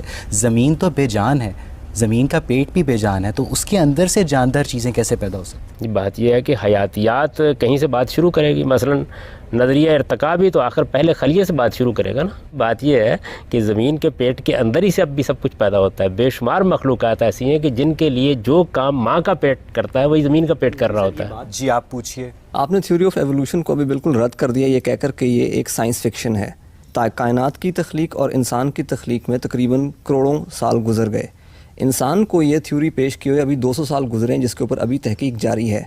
کیا یہ انسان کے ساتھ، انسان کی عقل کے ساتھ، انسان کی تحقیق کے ساتھ تھوڑی زیادتی نہیں ہے کہ اس کو اتنا کم وقت دیا گیا اور ایک پوری اس کی تھیوری جس پہ ریسرچ ابھی ہو رہی ہے اور ابھی اس کے لیے پروف وہ پیش کر رہا ہے انسان، اس کو بالکل اسی طرح رد کر دیا جائے؟ دیکھیے بات یہ ہے کہ اگر اس کو اسی حیثیت سے پیش کیا جاتا کہ یہ ایک نظریہ ہے، ہم اس پر تحقیق کر رہے ہیں، تو ہمارا رد عمل بھی ایسا نہ ہوتا۔ اس طرح پیش نہیں کیا جاتا، یعنی اس کو ایک حقیقت کے طور پر پیش کرنے کی جسارت کی جاتی ہے، ذہنوں کو اسی طریقے سے باور کرایا جاتا ہے۔ اس کے بعد بالکل جس طرح سے آپ اپنے تخیلاتی خاکے بناتے ہیں اسی طرح خاکے بنا دیے جاتے ہیں۔ اس کے بعد ان پر تخیلات کے خول پر خول چڑھائے جاتے ہیں۔ وہ جو ایک صاحب علم نے یہ کہا تھا کہ یہ بھی کیا تحقیق ہے کہ اس میں ٹڈے کی ٹانگ کے اوپر ہاتھی کا خول چڑھا کے پیش کر دیا جاتا ہے۔ تو یہ جو صورتحال ہے یہ سخت تکلیف کا باعث بنتی ہے۔ اس وجہ سے میں یہ عرض کر رہا ہوں کہ اس وقت تک یہی صورتحال ہے۔ ہم تحقیق کو نہیں روک رہے، آپ تحقیق کیجئے، اپنی بات آگے بڑھائیے، لیکن چونکہ اس موضوع پر قرآن مجید نے گفتگو کر دی ہے اور یہ بتا دیا ہے کہ انسان کی تخلیق کن مراحل سے گزر کر ہوئی ہے، اور دونوں مراحل کا ذکر کر دیا ہے، اور یہ بتا دیا ہے کہ جب انسان کی تخلیق کی ابتدا ہوئی تو وہ بھی اصل میں انسان تھا جس کی تخلیق کی ابتدا ہوئی ہے۔ بدا خلق الانسان من طین، یعنی گارے کے اندر سے ہم نے انسان کو وجود پذیر کرنے کا عمل شروع کیا، اور پھر قرآن اس کے مختلف مراحل بتاتا ہے. یعنی صاف معلوم ہوتا ہے کہ گارے کے اندر جب یہ چیز پیدا ہوئی تو جیسے ایگ بنتا ہے اس طرح ایگ بنتا چلا گیا ہے، پھر وہ ٹوٹا ہے جس کو سلسال کالفخار کہتا ہے قرآن مجید، اس کے اندر سے انسان نمودار ہوا ہے. اور ظاہر بات ہے کہ اب وہ ایک ناتواں بچے کی صورت میں نمودار ہوتا ہے، اس وقت کافی بڑی عمر میں نمودار ہوا ہوگا. پھر اسی پروسیس کو انسان کے اندر رکھ دیا گیا ہے، اب وہ ایک دوسرے طریقے سے اس کو پیدا کر رہا ہے. آپ دیکھیں کہ تخلیقی پروسیس جتنے ہیں سب ان دونوں مراحل سے گزرتے ہیں. ہم نے کمپیوٹر کتنا بڑا بنایا تھا، اس کے بعد ہم اس کو آہستہ آہستہ کنڈنس کرنا شروع کر دیتے ہیں. تو اللہ تعالیٰ نے دیکھیے کتنی خوبصورتی سے اس کو بیان کیا. بدا خلق الانسان من طین، ہم نے انسان کو گارے سے بنانا شروع کیا. ثم جعل نسلہ من سلالۃ ماء مہین، پھر دوسرے مرحلے میں ہم نے اس کی نسل ایک پانی کے افشردے میں رکھ دی. پھر اس کے بعد کیا ثم سواہ، پھر ہم نے اس کا تسویہ کیا، اسے نیک سوک سے درست کیا، پھر ہم نے اس میں روح پھونکی. تو دونوں مراحل کو قرآن مجید بیان کر دیتا ہے. بالکل صحیح ہے. جب انسان کی تخلیق اس طریقے سے ہو گئی تو کیا وہیں سے سروائیول آف دا فٹسٹ کا آغاز نہیں ہوا؟ دیکھیے سروائیول آف دا فٹسٹ ایک بالکل اور چیز ہے، اور جو ڈارون کا نظریہ ارتقاء میں انتخاب فطری کا اصول ہے وہ بالکل اور چیز ہے. دنیا کے اندر ظاہر بات ہے کہ آپ اتنی صلاحیت رکھتے ہوں گے کہ زندہ رہیں تو تبھی آپ زندہ رہیں گے، بلکہ یہ تو آگے بھی نظریہ جا رہا ہے. جس نے اپنے آپ کو اخلاقی لحاظ سے توانا کیا ہے آگے بھی وہی اپنے لیے اچھی زندگی کا اہتمام کر پائے گا. یہ چیز تو رہے گی. لیکن دیکھیے بات یہ ہے کہ ارتقاء ایک لفظ ہے، ارتقاء کا تصور آپ کا کیا ہے؟ سروائیول آف دا فٹسٹ ایک لفظ ہے، ایک تعبیر ہے، اس کا آپ کا تصور کیا ہے؟ اس وقت تو جو یہ نظریہ ہے یہ خالص نسل پرستی پر جا کر منتج ہو رہا ہے. اس کے بانی تو یہ ہے کہ اصل میں جتنے انسان بھی دنیا میں پائے جاتے ہیں ان کے اندر خود برتر نسلوں کا تعین کیا جائے. اس نے تو انسانیت کو تفریق میں ڈال دیا ہے، اس نے فلسفے پر ظلم کیا ہے، اس نے پوری انسانیت کے بارے میں ایک ایسا تصور دے دیا ہے کہ جس کے نتیجے میں ہر چیز اصل میں اپنی جگہ سے ہل گئی ہے. پھر یہ کہ یہ لوگ حیاتیات تک پر رکے نہیں ہیں، انہوں نے اس نظریے کا جو حیاتیات کا نظریہ تھا اس کا اطلاق سماجیات پر کر دیا آگے، اور پھر سماجی علوم کے معاملے میں بھی یہی صورتحال پیدا کر دی ہے. آپ دیکھیے کہ اگر سماجی علوم میں آپ مختلف سائنسز کو شامل کر لیں اور ان کے ارتقاء کے اوپر ایک نظر ڈالیں تو آپ کے سامنے کچھ اور حیرت انگیز انکشافات ہوں گے جو حیاتیات میں جس طریقے کی تبدیلیاں بتائی جا رہی ہیں اس سے بالکل مختلف ہے. لیکن ایک ذہن بن گیا ہے، ایک عقیدہ بن گیا ہے، اس کے لحاظ سے چیزیں دیکھی جاتی ہیں. اس وجہ سے ہم اس پر تنقید کر رہے ہیں. مرحلے گزر رہے ہیں، زندگی آگے بڑھ رہی ہے. اگر کوئی معقول بات سامنے آ جائے گی تو کیوں نہیں مانیں گے؟ ہم تو اس پیغمبر کو ماننے والے ہیں کہ جس کی طرف سے قرآن میں یہ اعلان کیا گیا ہے، رسالت میں آپ صلی اللہ علیہ وسلم سے کہا گیا کہ آپ لوگوں کو کہیے کہ میں قرآن اور تورات پیش کر رہا ہوں، اگر تمہارے پاس اہدیٰ منہما اس سے زیادہ کوئی ہدایت کی چیز ہے تو میں اس کی پیروی کر لوں گا. تو چیز کو آنے دیجئے نا، لیکن سائنس فکشن کے درجے کی چیز ہو، کوئی ایویڈنس موجود نہ ہو، آپ تخمینوں کو پیش کر رہے ہوں. آپ وہی بات جس کو میں نے کہا کہ ٹڈے کی ٹانگ کے اوپر ہاتھی کا خول چڑھا کے پیش کر رہے ہوں اور پھر اس کو سائنسی حقیقت کے طور پر بیان کریں، اصل میں رد عمل اس کے خلاف ہوگا. بات جتنی ہے اتنی کہیے. آپ کہیے ایک نظریہ ہے، تحقیق کر رہے ہیں، ریکارڈز کا مطالعہ کر رہے ہیں، ہو سکتا ہے درست ہو. کیا اس طرح پیش کیا جاتا ہے؟ کوئی کتاب آپ اٹھا کے دیکھ لیں، بالکل ایک واقعے کے طور پر اس کو بیان کیا جا رہا ہوتا ہے ایک نظریہ، حقیقت نہیں بنا، لیکن لوگوں کو باور کرا دیا گیا ہے کہ یہ ایک سائنسی حقیقت ہے جو دریافت کر لی گئی ہے، درا حالے کہ اس کے حق میں ادنا درجے کا کوئی ایویڈنس بھی میسر نہیں. السلام علیکم، پروگرام گامدی میں خوش آمدید. ناظرین، پچھلے پروگرام میں ہم نے نظریہ ارتقاء سے متعلق جس بحث کا آغاز کیا تھا، آج ہم اس پہ اپنے شرکاء اور محترم جاوید احمد غامدی کے مابین گفتگو کو مزید آگے بڑھائیں گے اور دیکھیں گے کہ پچھلے ادوار کے مسلمان علماء کرام کیوں نظریہ ارتقاء کے مخالف تھے، جبکہ آج کے دور کے بعض مسلمان علماء کرام نظریہ ارتقاء کو اسلامی تعلیمات سے متصادم نہیں سمجھتے. اگر خدا نے کوئی چیز بے وجہ نہیں بنائی تو ہمارے جسم میں اپینڈکس کا کیا کام ہے؟ اگر خدا نے اپنی ہر مخلوق میں بقا کی استطاعت رکھی تھی تو کیوں ڈائناسور اور دیگر بہت ساری مخلوقات فنا ہو چکی ہیں؟ کیا عناصر زندگی میں ظہور ترتیب حادثاتی تھا یا مشیت خداوندی کا نتیجہ؟ یہی بحث ہمارے آج کے پروگرام کا موضوع گفتگو ہے. جی آپ کا سوال؟ میرا سوال یہ ہے کہ آدم اور حوا سے آگے زندگی مطلب کیسے چلی؟ کیا ان کے بچوں کے اندر شادیاں، مطلب بہن بھائیوں کی شادیاں الاؤڈ تھیں اس وقت؟ عام طور پر لوگ یہ بیان کرتے ہیں، اس کو قرآن نے موضوع نہیں بنایا، کسی صحیح روایت میں بھی کوئی بات بیان نہیں ہوئی، لیکن عام طور پر لوگ یہ خیال کرتے ہیں کہ ایک بہن کو چھوڑ کر دوسری سے شادی کر لی جاتی تھی. یہ جو رشتوں کی حرمت کا معاملہ ہے یہ انسانی تمدن کے ساتھ آگے بڑھتا رہتا ہے. یعنی اصل چیز یہ ہے کہ انسان کو خاندان دیا جائے، خاندان میں کچھ رشتے مقدس ہوں، اور ان مقدس رشتوں کے معاملے میں انسان ایک دوسرا طریقہ اختیار کرے. تو یہ چیز تمدنی ارتقاء کے ساتھ بڑھتی بھی رہی ہے، کم بھی ہوتی رہی ہے. مثال کے طور پر بنی اسرائیل کے ہاں بعض عورتوں کے ساتھ نکاح جائز تھا، ہمارے یہاں اس کو ممنوع قرار دے دیا گیا. اس کا تعلق بھی تمدن کی بڑھتی ہوئی تبدیلیوں سے ہے. تو اگر فرض کر لیجئے کہ کسی دور میں یہ طریقہ اختیار کیا گیا ہو تو کوئی قابل اعتراض چیز نہیں ہے، لیکن یہ محض ایک رائے ہے جو لوگوں نے اختیار کر رکھی ہے. نہ یہ قرآن میں بیان ہوئی ہے، نہ یہ کسی صحیح حدیث میں بیان. سر لیکن اگر قرآن میں نہیں ہوئی تو اس کے بغیر ریپروڈکشن ہو نہیں سکتی. انسیسٹ ریلیشن شپس اسلام کے اندر سختی سے منع ہے، ٹھیک ہے. تو کیا اس وقت اللہ نے حضرت آدم کو مطلب یہ نہیں بتایا تھا کہ یہ بعد میں منع ہوگے؟ کیا اس وقت دین اور تھا؟ بڑا اچھا سوال کیا آپ نے. ایک بات اس طرح سمجھ لیجئے کہ دین اصل میں دو چیزوں کا نام ہے، ایک ایمان اور دوسرے اخلاق. یہ جو شریعت اور قانون ہے یہ وقت کے ساتھ تبدیل ہوتا رہتا ہے اور اس کو تبدیل ہونا چاہیے. اس کی وجہ یہ ہے کہ جیسے جیسے تمدن میں تبدیلی آتی ہے تو اس کے لحاظ سے احکام میں بھی تبدیلی پیدا کی جاتی ہے. قبائلی نظام میں رشتوں کی نوعیت بالکل اور تھی. آپ دیکھیں قبائلی زندگی تھی، اس میں انسان کے لیے جینے کا کوئی راستہ اس کے سوا نہیں تھا کہ اس کی زیادہ سے زیادہ اولاد ہو. تو وہاں اس کو آپ انکریج کرتے تھے. بہت زیادہ شادیاں لوگ کرتے تھے کیونکہ 50 بیٹے اگر نہ ہو آدمی کے تو وہ عزت کی زندگی بسر نہیں کر سکتا تھا. آج آپ کے لیے 2 بچوں کو سہارنا بہت مشکل ہو جاتا ہے. تو یہ تبدیلیاں تغیر ہوتے رہے. یہی وجہ ہے کہ اللہ اپنی شریعت میں بھی تبدیلی کرتا رہا ہے. تو قرآن مجید نے اس کو بیان کر دیا کہ ایمان اور اخلاق ابدی حقیقت ہے. شریعت میں حالات کے لحاظ سے تبدیلی آتی ہے. اس وجہ سے اگر اس میں بھی کوئی تبدیلی آئی، جیسے میں نے مثال دی کہ بنی اسرائیل کے ہاں بعض رشتے ممنوع تھے، ہمارے یہاں نہیں ہیں، اور بعض جائز تھے جو ہمارے ہاں ممنوع ہو گیا. سر اتنی تبدیلی کہ ابھی ہمیں سختی سے منع کیا اور اس وقت روز یہ کام ہو رہا تھا، مطلب روز آپ جو ہیں وہ شادیاں کر رہے تھے. دیکھیے آپ کو رمضان کے مہینے میں سختی کے ساتھ منع کر دیا گیا ہے کہ آپ کھانا نہیں کھائیں گے، لیکن روزے تو پہلی امتوں پر بھی تھے لیکن رمضان میں نہیں تھے. تو اس وجہ سے سختی کے ساتھ کا مطلب تو یہ ہے کہ اللہ تعالیٰ نے اب اس کو قانون کے طور پر نافذ کر دیا. شریعت کیوں دی جاتی ہے؟ لیکن آپ سزاؤں کو لے لیں، تورات میں جو جرائم کی سزائیں بیان ہو گئی ہیں وہ ہم سے مختلف ہیں بعض معاملات میں. یعنی ایک قبائلی تمدن میں سزا دینے کے اور طریقے ہوں گے، سزا کے ثبوت کے اور طریقے ہوں گے. آج کے زمانے میں ہم اور طریقے اختیار کریں گے. فرض کر لیجئے کہ ایک زمانے میں قانون دیا جاتا تو یہ کہا جائے گا کہ 2 گواہ لاؤ، آج انگلیوں کے نشانات بول رہے ہیں، تو آپ آج بھی یہ اصرار کریں گے. تو اس وجہ سے جیسے جیسے تمدن میں تبدیلی آتی ہے احکام میں بھی تبدیلی آتی ہے، اور یہ تبدیلی آئی ہے. یہ میں نے ایک اصول کی بات کی.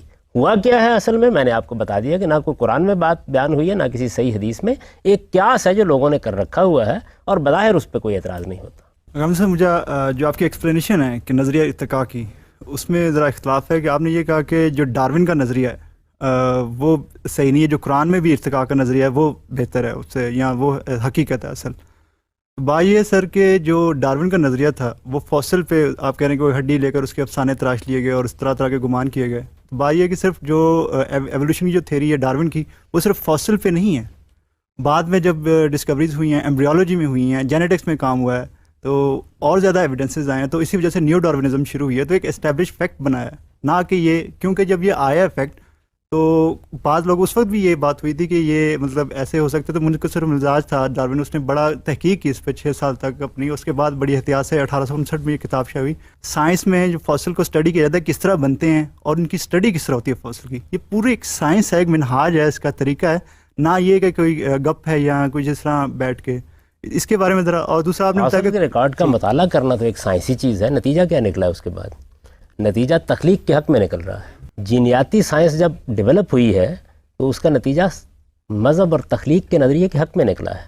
یعنی یہ معلوم ہوا کہ خلیے کو جتنا ڈارون کے زمانے میں سادہ سمجھا جاتا تو اتنا سادہ ہے ہی نہیں.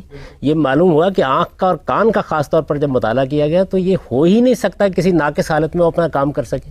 جب پروں کا مطالعہ کیا گیا اور ہڈیوں کا مطالعہ کیا گیا کہ ان میں کس طریقے سے ہوا بڑھتی ہے، کیسے اڑنے کے لیے اسباب فراہم ہوتے ہیں، اس میں پھیپھڑوں کی نوعیت پرندوں کی کس طرح تبدیل ہو جاتی ہے، تو انکشافات ایسے ہوئے کہ جنہوں نے اس نظریے کو دفن کرنے کا کام کیا. تو اصل میں بات یہ ہے کہ یہ دنیا کے لیے ایک انکشاف ہے جو آپ فرما رہے ہیں کہ یہ فیکٹ بنتا جا رہا ہے.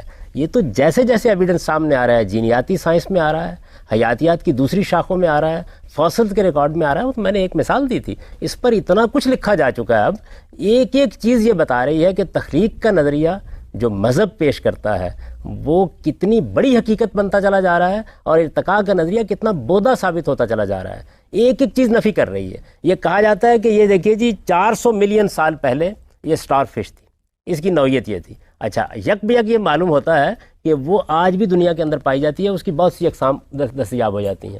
اس کے بارے میں خیال کیا جاتا ہے کہ یہ اصل میں مچھلی سے آگے بڑھنے کا ایک عمل تھا جو دکھا رہی تھی. آج اسی صورت میں مچھلی سمندروں کے اندر موجود ہوتی ہے اور یہی لوگ ہمیں بتاتے ہیں کہ وہ 180 فٹ کی سے کم کی گہرائی تک آتی ہی نہیں ہے سرے سے, سمندروں ہی کی چیز ہے, زمین پر نکلنا کیا. یہ سوال پیدا ہوتا ہے اس کے بارے میں کہ وہ مچھلی جب پانی سے نکلی ہوگی تو نکلنے کے بعد ارتقاء کے مراحل طے کرنے کے لیے وہ باہر تو نکل آئی, وہ جی کیسے ہوگی؟ رحم صاحب, مجھے جو آپ کی ایکسپلینیشن ہے کہ نظریہ ارتقاء کی کہ زمین کے پیٹ سے پیدا کیا, نکلا وہ ایک انڈا بنا اور کیچڑ تھے اور اس میں سے, تو سر انسان جو ہے اس وقت جو بیبی ہوتا ہے جو چھوٹا 1 دن کا یا جو, وہ تو ایک کمزور ہوتا ہے کہ وہ اپنی نگہداشت نہیں کر سکتا, جبکہ جو ڈارون کی تھیوری جو ایپ سے اگر ایوالو ہوا ہے انسان, تو جب وہ انسان جو موجودہ شکل سے قریب تر میں جب آیا تو اس کی نگہداشت تو کرنے والا کوئی تھا جو, اگر اس کو مان لیجیے کامن اینسیسٹری تھی. تو اس کو تو سر اور بھی زیادہ ایویڈنسز ملتے ہیں, مطلب صرف قیاسات اور جو فاسل تو ایک ڈائریکٹ ایویڈنس ہوتا ہے, اس کے بعد جو جینز پہ جو کام کرنے والے جو زیادہ تر ریسرچر ہیں وہ کیوں ایتھیسٹ ہوتے جا رہے ہیں یا ہیں, ایک سروے بھی ہیں میڈیا میں, اور یہ ایسی بات نہیں ہے کہ کریشنزم کو سپورٹ کری ہے, بگ بینگ تھیوری ہے جو کریشنزم کو سپورٹ کری ہے, لیکن اس کے علاوہ جو باقی جو یہ علوم ہیں ان میں سر میں دعوت دوں گا کہ آپ ان تمام علوم کا مطالعہ کریں, دیکھیں انہوں نے کیا انکشافات کیے ہیں. جب ہم نے انسان کے ڈی این اے کے اندر جو کچھ تھا اس کو پڑھا ہے تو کیا انکشافات ہوئے ہیں, انسان کے جین کا مطالعہ کیا تو کیا انکشافات ہوئے ہیں, ہم نے جب خلیے کا مطالعہ کیا تو اس کی کیا پیچیدگیاں سامنے آئی ہیں.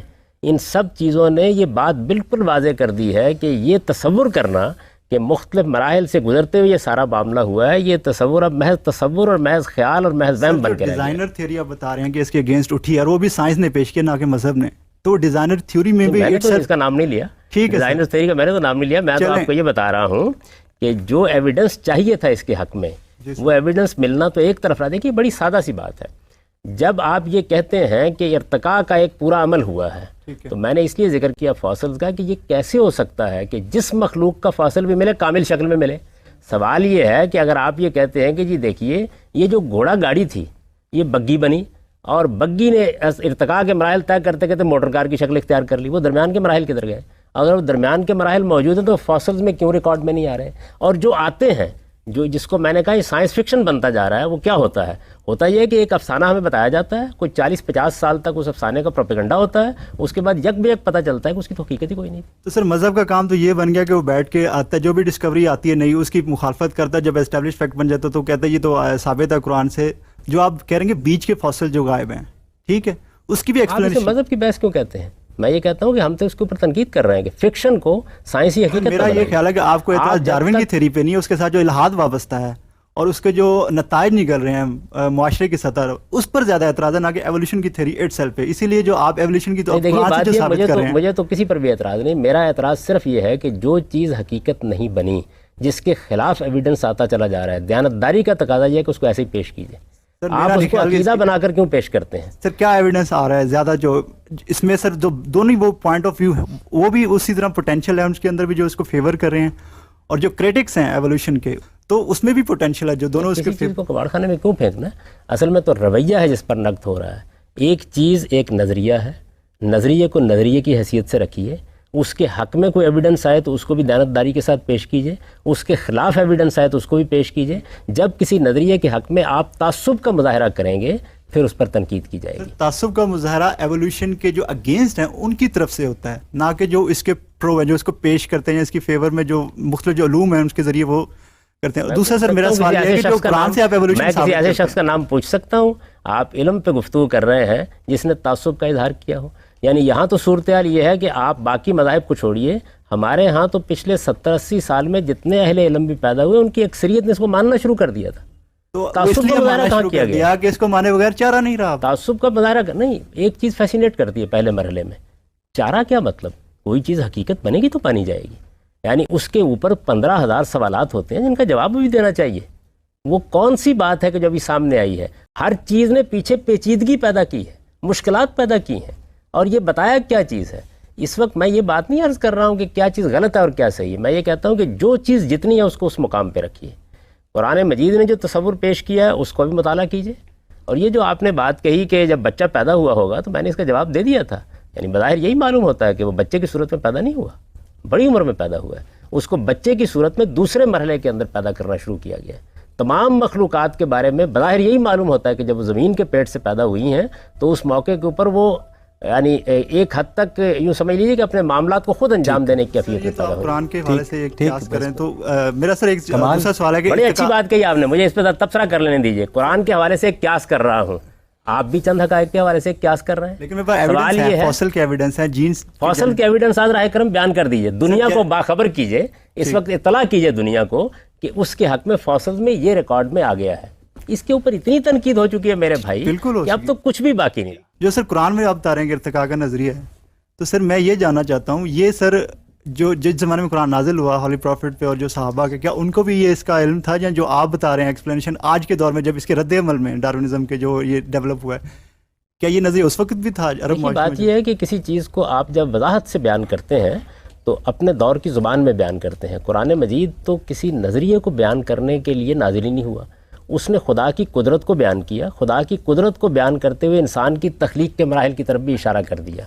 وہ اشارہ ہے, جس اشارے کو ہم سمجھتے ہیں اپنے فہم کے مطابق بیان کر دیتے ہیں, اس پر کوئی اصرار نہیں کرتا. ہر آدمی کا ایک فہم ہے, اس کے لحاظ سے وہ بات بیان کر رہا ہوتا ہے. سادہ بات قرآن مجید نے کہی اور یہ بتایا کہ ان دو مراحل سے گزر کر انسان کی تخلیق ہوئی ہے. توجہ دلا رہے ہیں کہ اس کا مطالعہ کیجئے, اس پر غور کیجئے. یہ بھی ایک نقطہ نظر ہے, اس نقطہ نظر کو بھی زیر بحث لے آئیے. کسی چیز کے خلاف تعصب کیوں ہو؟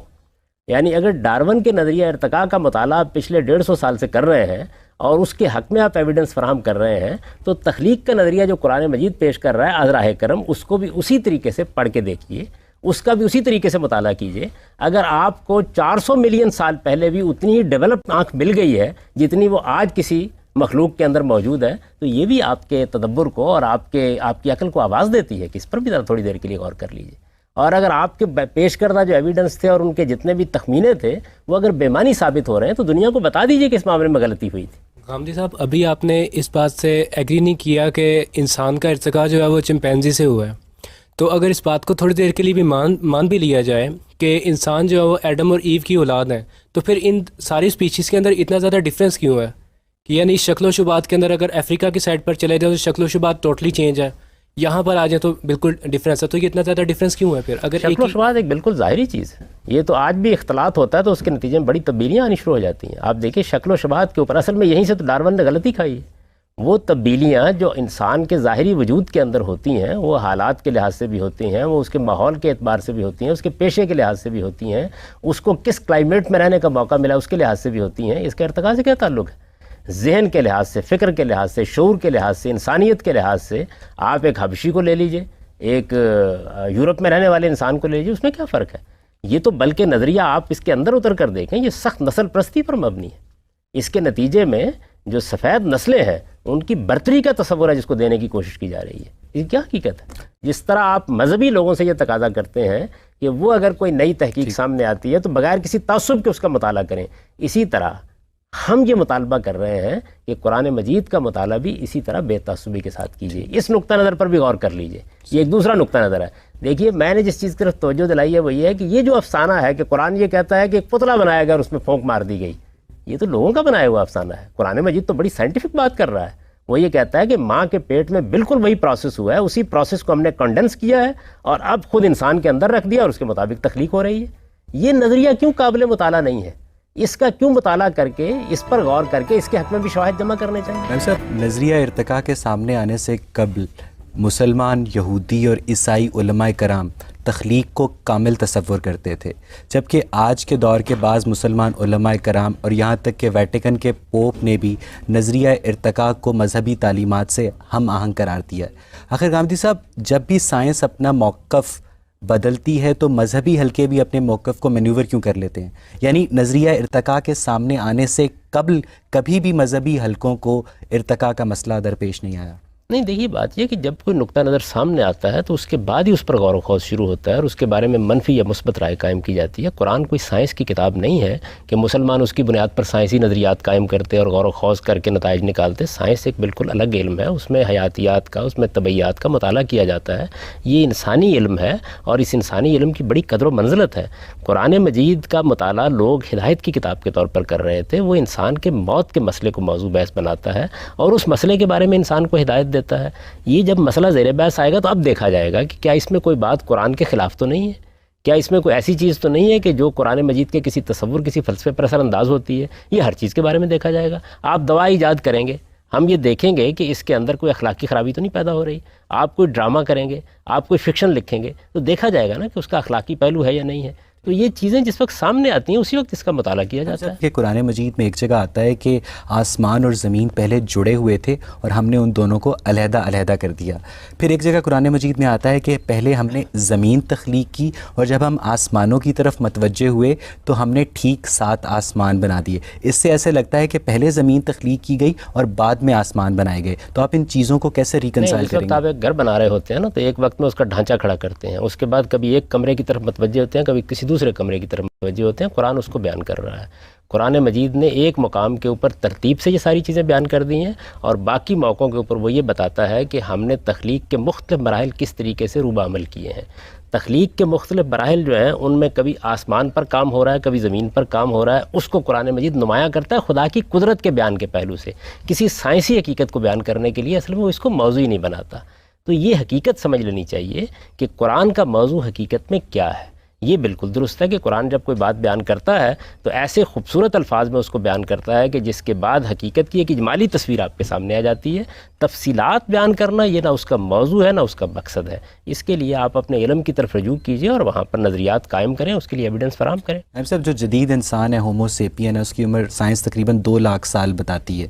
تو غامی صاحب جو پہلا مونوتھیسٹک مذہب ہے یہودیت جس کا ہمیں تاریخ میں سراغ ملتا ہے وہ آج سے کوئی 3000 سال قبل آیا. تو غامی صاحب یہ جو بیچ کے 1,97,000 سال ہیں اس میں کیوں خالق اپنی مخلوق کی ہدایت سے بے خبر رہا؟ میرا تو رجحان یہ ہے کہ خود انسانی تخلیق کا وہ پہلا مرحلہ ہے جس کو آپ 2 لاکھ سال تک لے جاتے ہیں. اس مرحلے میں انسان کا قالب تیار ہوا ہے. اس کے بعد دوسرا مرحلہ ہے جس میں انسان کے اندر وہ روح پھونکی گئی ہے جس نے انسانی شعور اس کو دیا, انسانی شخصیت دی ہے. مذہب کی تاریخ اور بلکہ انسان کی تاریخ اس کے بعد شروع ہوتی ہے. یعنی انسان وہ کب شروع ہوئی ہے یہ ضروری نہیں کہ وہ جو ہم عام طور پر بائبل سے اندازہ لگاتے ہیں, ہو سکتا ہے اسے بہت پہلے شروع ہوئی ہو. بائبل میں جو نسب نامہ بیان ہوا ہے وہ پرانے طریقے پر بیان ہو گیا. اس میں ہوتا تھا یہ عام طور پر کہ بڑے بڑے لوگوں کا نام ذکر کر دیا جاتا تھا. یعنی اس کی بنیاد پر کوئی حتمی بات انسان کی عمر کے بارے میں نہیں کہی جا سکتی. انسان کے جسمانی ارتقاء کے ساتھ ساتھ اس کا فکری ارتقاء بھی ہوا ہے. 2 مراحل ہیں. دیکھیے بات یہ ہے کہ انسان کا ایک مرحلہ وہ ہے کہ جس میں نے جس طرح عرض کیا وہ زمین کے پیٹ سے پیدا ہوا ہے, اس میں اس کا قالب درست ہوا ہے, اس کا حیوانی وجود مکمل ہوا ہے. اسی کو قرآن نے بیان کیا ہے. حیوانی وجود کی تکمیل کے بعد پھر وہ دوسرا مرحلہ آیا جس میں اس میں اپنی نسل خود پیدا کرنے کی صلاحیت رکھی گئی ہے. پھر اس موقع کے اوپر قرآن کہتا ہے کہ ہم نے اس میں روح پھونک کر اس کو انسانی شرف عطا فرمایا ہے. اب وہ پہلا مرحلہ کتنے ہزار سال پر کتنے لاکھ سال پر محیط تھا کچھ نہیں کہا جا سکتا. اس کے بارے میں قرآن نے اس کی مدت کو نہیں بیان کیا, لیکن 2 مراحل کی بالکل الگ الگ نشاندہی کر دی ہے. یعنی انسان کے اس جسمانی قالب کی تیاری کا ایک مرحلہ ہے, اس کے حیوانی وجود کی تکمیل. اب بھی ایسا ہی ہوتا ہے. اب بھی قرآن مجید یہ کہتا ہے کہ انسان کا جو حیوانی قالب ہے, زندگی تو موجود ہوتی ہے نا, وہ تو نطفے کے اندر سے جب انسان کی تخلیق شروع ہوتی ہے تو زندگی کا عمل شروع ہو جاتا ہے. لیکن قرآن مجید یہ کہتا ہے کہ مختلف مراحل سے گزرنے کے بعد کوئی کم و بیش 120 دن کے بعد وہ وقت آتا ہے جب اس میں روح پھونکی جاتی ہے اور اسے انسانی شخصیت دی جاتی ہے. تو آج بھی وہ کم و بیش 120 دن کے بعد ملتی ہے. اس وقت ہو سکتا ہے ہزاروں سال کے بعد ملی. صحیح, پوچھو. سر میرا سوال آپ سے یہ ہے کہ اگر ہم خدا کے مذہب کو اس کی ایک انٹینجیبل کریشن مان لیں اور اس کے پروسیس کو دیکھیں اور اس کو ایوولوشن کے نظریے سے منطبق کرنا چاہیں تو مجھے جہاں تک نظر آتا ہے وہ 3 چیزیں نظر آتی ہیں. ایک تو وہ بنیادی پوٹینشیل ہے جو خدا نے انسان کو دیا جو کہ اس کا دماغ ہے. دوسری چیز وہ ہے جو کہ اتفاقات پہ بیس کرتی ہے جس میں ڈفرینٹ قسم کے چانسز ہیں, جو انسان کی ول پاور ہے جس کے ذریعے انسان نے علوم حاصل کیے اور کسی کے حد تک خدا کا تصور بھی واضح کیا. اور تیسری چیز اس میں یہ آتی ہے کہ خدا نے جب زمان اور مکان کے قواعد توڑے جس کو ہم ٹائم اینڈ اسپیس کہتے ہیں اور وحیاں نازل کی انسان کے اوپر, تو اس کے ذریعے خدا نے اپنے اس ایوولوشنری پروسیس کو کنٹرول کرنا چاہا. تو یہ خدا کے مذہب کا پروسیس ہے جو کہ آہستہ آہستہ آدم سے لے کے حضرت محمد صلی اللہ علیہ وسلم تک چلا. اسی نظریے کو اگر ہم انسانی جسم کے اوپر منطبق کرنا چاہیں تو میں یہ کہہ سکتا ہوں کیا کہ ایک بیسک مادہ تھا جس کے اندر خدا نے ایک پوٹینشیل دیا اور اس میں ایک اتفاقات اور چانسز تھے اور ڈفرینٹ قسم کے آؤٹ کمس تھے جس کو خدا نے باری باری پرکھا اور پھر اینڈ میں اس ٹائم اور اسپیس کے قوانین کو توڑ کے اس کی تخلیق فرمائی. جب آپ کوئی رائے قائم کرتے ہیں تو یہ ضرور دیکھ لیجئے کہ خدا کی کتاب اس معاملے میں کیا کہتی ہے. قرآن بھی مذہب کی ایک تاریخ بیان کرتا ہے اور وہ یہ کہتا ہے کہ اس کی ابتدا کہاں سے ہوئی ہے. یہ بتاتا ہے کہ ہم نے پہلے انسانی کو یہ شرف بخشا کہ ان کو ہم نے نبوت کے منصب پر فائز کیا. مذہب اپنی اصل حقیقت کے اعتبار سے ان کے دل و دماغ پر نازل کیا گیا. یہ بتاتا ہے کہ مذہب کی جو بنیادی چیزیں ہیں ان کی باقاعدہ تربیت دے کر ان کو دنیا میں بھیجا گیا. اور پھر یہ بتاتا ہے کہ لوگ توحید پر قائم تھے, لوگ مذہب کے بارے میں بالکل صحیح تصور پر قائم تھے. اختلافات انہوں نے بعد میں پیدا کیے. جب اختلافات انہوں نے پیدا کیے تو اس کے بعد نبیوں کا ایک پورا سلسلہ جاری کر دیا گیا جو بار بار آ کر ان کو متنبع کرتے رہے. تو یہ قرآن مجید کی یہ بات ہے, اگر آپ اس کو حاضر علم کی روشنی میں رکھ کے دیکھیں تو یہ بڑی قرین قیاس معلوم ہوتی ہے. ہماری معلوم تاریخ میں ایک پیغمبر ہوئے ہیں محمد الرسول اللہ صلی اللہ علیہ وسلم. ان کے بارے میں تو یہ مسئلہ نہیں کہ پری ہسٹورک ہے. انہوں نے توحید کا تصور پیش کیا, توحید کی منادی کی, آخرت کا تصور پیش کیا. آپ مجھے یہ بتائیے کہ اس کے بعد ہمارے ہاں جو فرقے پیدا ہوئے, جو گروہ پیدا ہوئے, ان میں کتنا زوال آ گیا, کتنے اختلافات انہوں نے پیدا کر دیے. تو یہ جو ہم اس دنیا کے اندر 1400-1500 سال میں اپنی آنکھوں سے دیکھ رہے ہیں, اسی پر قیاس کیوں نہ کریں کہ ماضی میں یہی پیش آیا ہوگا. تو یہ نظریہ زیادہ قرین قیاس ہے یا وہ نظریہ زیادہ قرین قیاس ہے, اس کا مطالعہ کرنا چاہیے. سر اگر یہ تصور کیا جائے کہ انسان بچے کی صورت میں پہلے پیدا نہیں ہوا, کچھ شعور تھا, تو آپ مجھے یہ بتلائیے کہ اس کی شعوری کیفیت کیا تھی. اب ہم دیکھتے ہیں کہ آپ بلوغت میں جاتے ہیں بچپن سے تو آپ کو شعور آتا ہے, تو پھر کیا وہ باشعور تھا پہلے سے؟ یہ آدم و حوا کے بارے میں یہی معلوم ہوتا ہے کہ وہ باشعور تھے. اللہ تعالیٰ نے ان سے کلام کیا, ان کو مخاطبے کا شرف حاصل ہوا, ان کو ایک خاص جگہ پر رکھ کر بتایا گیا کہ ان کی فطرت کیا ہے, ضروری تعلیم دی گئی, اس کے بعد اس دنیا کی ابتدا کر دی گئی. قرآن مجید تو یہ کہتا ہے کہ ہم نے ایک ہی جان سے پوری انسانیت کو پیدا کیا, اور آدم و حوا یہ ہیں جن کی نسل اب دنیا کے اندر موجود ہے. وَبَثَّ مِنْهُمَا رِجَالًا كَثِيرًا وَنِسَاءً. یہ ایک جوڑا ہے, ایک ماں باپ ہے جس سے پوری دنیا میں انسانیت پھیلی ہے. یہ وہ بتاتا ہے. ابھی تک اس کے اس نقطہ نظر کے خلاف کوئی ایویڈنس موجود نہیں ہے, بلکہ یہی نقطہ نظر جتنا زیادہ ایویڈنس فراہم ہوتا جا رہا ہے اس کو کمی کرتا جا رہا ہے. بات یہاں پہ جو زیادہ تر ہو رہی ہے اس کو اگر ہم تھوڑا جنرلائز کریں تو وہ یہ ریزن اور فیتھ کی بات ہو رہی ہے. تو عباسی دور میں کہا یہ جاتا ہے کہ اسلام جو ہے, فیتھ جو ہے اسلامک, وہ ریزن کے خلاف ہے. اور اس کی مثال یہ دی جاتی ہے کہ عباسی دور میں جب معتزلہ کو سنب کیا گیا تو وہ دراصل ریشنلزم کا ایک قتل تھا, اور اس کی بنیاد پہ مسلمان مادی طور پہ پھر ترقی نہیں کر سکے, انحطاط پذیر ہو گئے. تو میرا سوال یہ ہے کہ کیا اسلام ریزن کو سنب کرتا ہے, یا اس ریزن کو صرف سناب کرتا ہے, اس سائنس اور اس فیتھ اور ریزن کے اس ریلیشن کو جس میں ایک دوسرے پر اطباق و تطبیق سے اسلام کو سائنس سے ثابت کیا جاتا ہے اور سائنس کو اسلام میں. تو کیا یعنی اس کی کیا سٹیٹس کیا ہے اسلام میں صحیح, کہ کیا ریزن جو ہے وہ اسلام میں الاؤڈ ہی نہیں ہے, یا صرف وہاں پہ الاؤڈ نہیں ہے جہاں اطباق و تطبیق کا مسئلہ آتا ہے؟ دیکھیے, اسلام کا مطالعہ آپ جب بھی کریں تو نہ عباسی دور کے حوالے سے کریں, نہ اموی دور کے حوالے سے کریں, نہ عثمانی دور کے حوالے سے کریں. اسلام کا مطالعہ خدا کی کتاب کی روشنی میں ہونا چاہیے. آپ جب قرآن مجید کو پڑھتے ہیں تو قرآن مجید تو ہر تیسری آیت میں اصرار کر رہا ہوتا ہے کہ تم عقل سے کام کیوں نہیں لیتے, تم تدبر کیوں نہیں کرتے, تم غور و خوض کیوں نہیں کرتے. تو قرآن مجید کی روشنی میں مذہب کا مطالعہ کرنا چاہیے. جہاں تک عقل اور استدلال کا تعلق ہے, آخر اسی کی بنیاد پر چیزیں مانی جائیں گی, اسی کی بنیاد پر کسی چیز کو نہ ماننے کا فیصلہ کیا جائے گا.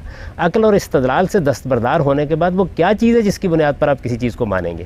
قرآن مجید اسی اصول کے اوپر اللہ تعالیٰ کے وجود کے بارے میں دلائل دیتا ہے, نبوت کے بارے میں دلائل دیتا ہے, قیامت کے بارے میں دلائل دیتا ہے. وہ دلائل کس کو اپیل کریں گے؟ وہ انسانی عقلی کو اپیل کریں گے. غلطی کیا ہوتی ہے؟ غلطی یہ ہوتی ہے کہ ہم بعض اوقات ایک خاص علم سے مروب ہو کر اس کی جو منطق ہے اس کو عقلی بات سمجھ لیتے ہیں. عقل کے کئی دائرے ہیں اور ان میں وہ کام کرتی ہے, عقل کے کئی درجے ہیں اور ان میں وہ کام کرتی ہے, اور عقل کے کئی ذرائع ہیں جن کی بنیاد پر وہ فیصلہ کرتی ہے. مثلا میں اپنے حادثہ اخلاقی کو اپنے اندر پاتا ہوں, خیر و شر کا ایک شعور ہے, تو میری عقل ہی ہے جو اس کا ادراک کرتی ہے, لیکن وہ کوئی منطقی استدلال کی چیز نہیں ہے. منطقی استدلال بالکل اور چیز ہے اور عقلی استدلال بالکل اور چیز ہے. ان دونوں کو الگ الگ طریقے سے سمجھ لینا چاہیے. تو مذہب کبھی بھی عقلی استدلال کے خلاف نہیں ہو سکتا, نہ کبھی ایسی بات کہی گئی ہے. البتہ جس چیز کو آپ نے فیتھ یا ایمان سے تعبیر کیا ہے وہ کیا چیز ہے, اس کو بتائے گا نا اللہ تعالیٰ, اس کو بتائیں گے. تو ایمانیات 5 ہیں. خدا پر ایمان ہے, کتابوں پر ایمان ہے, فرشتوں پر ایمان ہے, نبیوں پر ایمان ہے, آخرت پر ایمان ہے.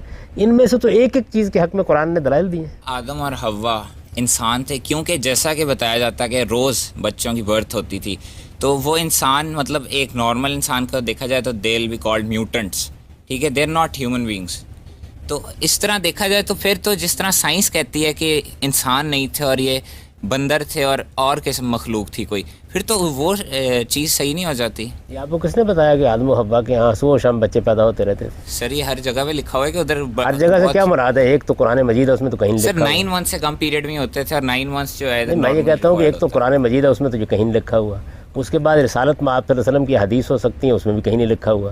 تو سوال یہ ہے کہ جو افسانے بیان کیے جاتے ہیں، یعنی ہم سائنس میں بھی افسانے پڑھتے ہیں، ہم مذہب میں بھی افسانے پڑھتے ہیں. جب آپ سائنسی علم پہ گفتگو کریں تو حقائق کی بنیاد پہ گفتگو کریں. نظریات بہت ہوتے ہیں. دیکھیے سائنسی علم کیسے ترقی کرتا ہے، نظریات پیش کیے جاتے ہیں، مفروضے کے طور پر ہوتے ہیں، تحقیق کی جاتی ہے، لیکن نظریے کو نظریہ رکھیے، مفروضے کو مفروضہ رکھیے. مذہب پر گفتگو کرنی ہے تو سب سے پہلے دیکھنا چاہیے قرآن کیا کہتا ہے. اللہ تعالیٰ نے قرآن میں جو بات بیان کی اس کے بالکل خلاف ہے. اللہ تعالیٰ یہ بیان کرتے ہیں کہ پہلے مرحلے میں جو تخلیق ہوئی ہے، براہ راست مٹی کے پیٹ سے جو تخلیق ہوئی ہے، اس کے بارے میں بھی نہیں کہا جا سکتا کہ وہ اربوں سال میں ہوئی ہے یا لاکھوں سال میں ہوئی ہے یا کروڑوں سال میں ہوئی ہے، کیا ہوا ہے. اور دوسرے مرحلے کے بارے میں بھی اللہ تعالیٰ نے کوئی مدت مقرر نہیں کی. لیکن یہ جو 9 مہینے کی 10 مہینے کی مدت ہے جو نسل کے اعتبار سے ہے، یہ تو ہمارے مشاہدے کی چیز ہے. سوال یہ ہے کہ اس کے خلاف کوئی بات ہو تو ہم قبول کریں گے نا، ورنہ یہی سمجھیں گے کہ اسی اصول کے اوپر بچے پیدا ہوتے رہیں. اس کے خلاف کوئی چیز اللہ کو بیان کرنی چاہیے یا تاریخی شواہد سے سامنے آنی چاہیے. سر آپ نے ابھی کہا کہ جو ان کا سوال تھا کہ حضرت آدم اور حضرت حوا جس طرح سے بچوں کی پیدائش یا اس میں جو عرصہ ہوتا تھا وہ مذہب میں بیان نہیں کیا گیا، اور دوسری طرف آپ یہ بھی کہہ رہے ہیں کہ جو سائنس ہمیں بتا رہی ہے اس پہ جو ریسرچ میں بتاتی ہے اس پہ بھی ہم یقین نہ کریں. تو ہم اپنی سوچ کو، جو ہماری پیاس ہے سوچ کی اور نالج کی، ہم اس کو کس طرح سے پر کریں؟ یہ میری بہن میں نے کب کہا ہے کہ آپ ریسرچ پہ اعتماد نہ کریں، ریسرچ کریں، لیکن جب کوئی چیز حقیقت بنے تو تب اس کو حقیقت کے طور پر پیش کریں. جب تک وہ ایک مفروضہ اور نظریہ ہے اس کو اسی حیثیت سے پیش کریں، ایک بات. اور دوسرے یہ کہ جن معاملات میں اللہ کی کتاب میں کوئی بات کہی گئی ہے آپ اس کو نہ مانیں خدا کی کتاب کے طور پر. وہ ایک نقطہ نظر ہے نا، اس نقطہ نظر کو بھی اتنی اہمیت دیں اپنی ریسرچ میں کہ یہ بھی ایک نقطہ ہے. میں نے آپ کو توجہ دلائی نا کہ اب تک تو تقابل معلوم ہے کن چیزوں میں کیا جا رہا ہے، کہ ایک طرف نظریہ ارتقاء ہے اور دوسری طرف یہ ایک کہانی ہے کہ ایک پتلا بنایا گیا مٹی سے اور اس میں پھونک مار دی گئی. میں نے توجہ دلائی ہے کہ قرآن اس سے ایک بالکل مختلف بات بیان کر رہا ہے. آج راہ کرم اس پر بھی توجہ کر لیجئے. وہ کہتا ہے ارتقاء ہوا ہے، لیکن ارتقاء کی نوعیت یہ ہے، ان 2 مراحل کے اندر انسان کو تخلیق کیا گیا ہے. پہلے مرحلے میں تخلیق کا یہ پروسیس اختیار کیا گیا ہے، دوسرے میں یہ اختیار کیا گیا ہے. یہ اتنی سائنٹیفک، اتنی عقلی اور اتنی معقول بات ہے، اس پر بھی ذرا غور کر لیجیے تھوڑی دیر کے لیے. ایوولوشنرز کی رائے ہے کہ انسانی جسم میں اپینڈکس اور دیگر بہت سارے ایسے ویسٹیجیل آرگنز پائے جاتے ہیں جو وقت گزرنے کے ساتھ ساتھ اپنا فنکشن کھو چکے ہیں. تو کیا ان کی یہ دلیل ڈاروینین ایوولوشن کے حق میں ایک شہادت نہیں ہے؟ دیکھیے یہ بات یہ ہے کہ یہ وہی بات ہے جس کو میں نے عرض کیا کہ ایک بڑی معمولی سی چیز جس پر ابھی آپ نے تحقیق نہیں کی، معلوم نہیں، کچھ عرصہ آپ اور بسر کریں تو آپ کو ان چیزوں کی بھی کچھ افادیت معلوم ہو جائے. کتنی چیزیں ہیں جن کے بارے میں انسان آج نہیں جانتا کل جان لے گا، اور کتنی چیزیں اپینڈکس کو کاٹ کے پھینک دیا جائے تو انسان ایک مکمل طور پر صحت مند زندگی بسر. دیکھیے جی بات یہ ہے کہ دل تبدیل کر دیا جاتا ہے، گردہ تبدیل کر دیا جاتا ہے، گردہ ایک ختم کر دیا جاتا ہے، اس کے باوجود بھی انسان زندگی بسر کر رہا ہے. دوائیاں لینی پڑتی ہیں جبکہ اپینڈکس کے بعد کوئی دوائی نہیں لینی. میں یہ عرض نہیں کر رہا، میں یہ عرض کر رہا ہوں کہ آپ افادیت کو صرف صحت تک کیوں محدود کرتے ہیں؟ افادیت کے 10 پہلو ہو سکتے ہیں جن میں سے کچھ چیزیں ہمارے علم میں نہ آئی ہوں آج. یعنی اب جب زندگی کو بڑھنے دیجئے، تحقیق کو آگے بڑھنے دیجئے. یہ محض ایک آنت کا ہونا یہ تو اس بات کی دلیل نہیں ہے کہ انسان جو ہے وہ بندر سے پیدا ہو گیا ہے یا انسان مچھلی سے پیدا ہو گیا یا انسان گھوڑے سے پیدا ہو گیا ہے. یہ بہت کم ایویڈنس ہے. یہ تو محض زیادہ سے زیادہ آپ کہہ سکتے ہیں کہ اچھا اس پر غور کرنے کے لیے ایک کرینہ یہ بھی ہے. میں یہ کہتا ہوں کہ اس کو اسی جگہ رکھیے. کرائن کو کرائن کی جگہ رکھا جاتا ہے، یعنی آپ نے ایک شخص کو پھانسی چڑھانا ہے، اس کے لیے شہادت ہونی چاہیے. ایک معمولی سا کرینہ، معمولی سا احساس ہو سکتا ہے کہ یہ آدمی اس نے قتل کیا ہو، اس کی بنیاد پر پھانسی چڑھا دیں گے اس کو. تو میرا کہنے کا مطلب یہ ہے کہ دونوں جانب استدلال پیش کیا جا رہا ہے، اس استدلال کو اسی طرح پیش ہونا چاہیے جیسے کہ وہ ہے. تخلیق کے نظریے کے حق میں جو استدلال پیش کیا جا رہا ہے وہ بھی اسی جگہ رہنا چاہیے، اور ارتقاء کے نظریے کے حق میں جو بات کہی جا رہی ہے وہ بھی اسی جگہ رہنی چاہیے. اور اگر اس کے خلاف کوئی بات سامنے آتی ہے تو دیانتداری کے ساتھ اس کو دنیا تک پہنچنا چاہیے. اس وقت تو جب میں سائنسدانوں کو پڑھتا ہوں، خاص طور پر ارتقاء کے نقطہ نظر کے حاملین کو، تو مجھے یہ محسوس ہوتا ہے کہ جیسے ان کے اوپر شدید افسردگی طاری ہو جاتی ہے جب ارتقاء کے نقطہ نظر کے بالکل خلاف کوئی ایویڈنس سامنے آ جاتا ہے. تخلیق کے نظریے کو اور ارتقاء کے نظریے کو برابر رکھ کر مطالعہ تو کیجیے کم سے کم ان دونوں کا. یہ کیا تعصب ہے کہ ایک چیز کو آپ سائنسی حقیقت کے طور پر بیان کرنا شروع کر دیتے ہیں، ہے وہ ایک نظریہ، اور دوسری چیز کو آپ رد کر دیتے ہیں، اس پر غور کرنے کے لیے بھی تیار نہیں لگتا کہ جو نظریہ تخلیق ہے وہ کائنات کی توجیہ کرنے کا ایک بڑا آسان سا طریقہ ہے کہ سب چیزوں کو اللہ تعالیٰ نے اسی طرح بنا دیا، جبکہ جو نظریہ ارتقاء ہے اس میں سارے دنیا کے سائنسدانوں کا وہ مشترکہ ذہنی ورثہ ہے جس میں ان کی بڑی محنت ہے. تو جو زیادہ مشکل رہا ہے، جو زیادہ کٹھن رہا ہے، وہ نظریہ ارتقاء ہے نہ کہ نظریہ تخلیق. یہی بات یہ نظریہ تخلیق کو آپ نے بہت سادہ کر دیا، خدا نے بنا دیا. میں نے تو آپ کو بتایا کہ قرآن مجید اس کی کچھ تفصیل بیان کر رہا ہے، یعنی یہ بتا رہا ہے کہ یہ تخلیقی عمل کیسے ہوا ہے، اس پر تو غور کرنا چاہیے. یعنی ایک راہ چلتا آدمی ایک نظریہ پیش کرتا ہے اور آپ کو ذرا قرینہ قیاس لگتا ہے تو آپ فوراً تحقیق کرنے کے لیے بیٹھ جاتے ہیں. اللہ تعالیٰ نے بھی کچھ باتیں کہی ہیں، ان کے اوپر بھی ذرا تحقیق کر لیجیے. چلیں برابری کی سطح پر رکھ کے تحقیق کر لیجیے. یعنی تعصب کی کیا وجہ ہے؟ یہ تعصب مذہبیات کے دائرے میں ہو تب بھی قابل مذمت ہے، اور علوم کے دائرے ہو تب بھی قابل مذمت ہے. آپ برابر کی سطح پر رکھ کے مطالعہ کریں صورتحال کا. یعنی یہ بات کہ انسان ایک بے مثال تخلیق ہے، یہ بات کہ یہ مخلوقات جو ہمیں نظر آ رہی ہیں ان کے اندر بھی عجیب وزڈم ہے، عجیب حکمت ہے، اس کے اندر بھی اتھا معنویت ہے، یہ بھی کسی چیز کا پتہ دیتی ہے. کیا یہ کوئی قابل غور چیز نہیں؟ اس قابل غور چیز کو قابل غور سمجھ کر اس پر گفتگو کریں. جو مرڈ اسکیپر ہے اور وہ کیا کہتے ہیں فش اور ایمفیبین کے بیچ میں، اور جو ڈک بلڈ پلیٹیپس ہے وہ میمل اور فش کے بیچ میں. تو اس طرح کے جو جانور ہیں وہ اس چیز کو سپورٹ نہیں کرتے ایوولوشن کو. بیچ میں ہونے سے کیا مراد ہے؟ بیچ میں ہونے سے مراد اگر یہ ہے کہ ایک مشابہت ادھر بھی پائی جاتی ہے ادھر بھی پائی جاتی ہے، تو یہ مشابہت تو کائنات کا حسن ہے.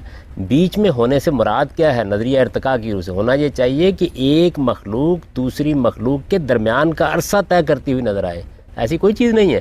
آپ یہ دیکھیں کہ جتنی مخلوقات کا آپ نے ذکر کیا قدیم ترین زمانے میں بھی مل گئی ہیں اور جدید ترین زمانے میں بھی موجود ہیں. میں نے تو آپ سے عرض کیا کہ نظریہ ارتقاء کے حاملین جن چیزوں کو پیش کر رہے تھے کہ دیکھیے یہ چیزیں جو ہیں ان میں کچھ آثار مل رہے ہیں اس بات کے، میں دانتوں والے بعض ایسے جاندار ملے کہ جن میں یہ معلوم ہوا کہ غالباً یہ پرندوں کے قریب پہنچنے کا ایک عمل ہے، لیکن بالکل اسی طرح کی چیزیں آج کے زمانے میں مچھلیوں میں مل گئیں. تو اس وجہ سے پے در پے وہ ایویڈنس ملتا چلا جا رہا ہے کہ جو تخلیق کے نظریے کو زیادہ موقت کرتا جا رہا ہے اور ارتقاء کے نظریے کو زیادہ مخدوش بناتا چلا جا رہا ہے. یہ بیچ میں ہونے کا مطلب سمجھ لینا چاہیے کیا ہے. یعنی ویسے تو بظاہر آدمی کہہ سکتا ہے کہ جی چمپینزی انسان کے بیچ میں ہے، لیکن یہ بیچ میں ہونے کا کیا مطلب؟ انسان کے اور اس کے درمیان زمین آسمان کا فرق ہے.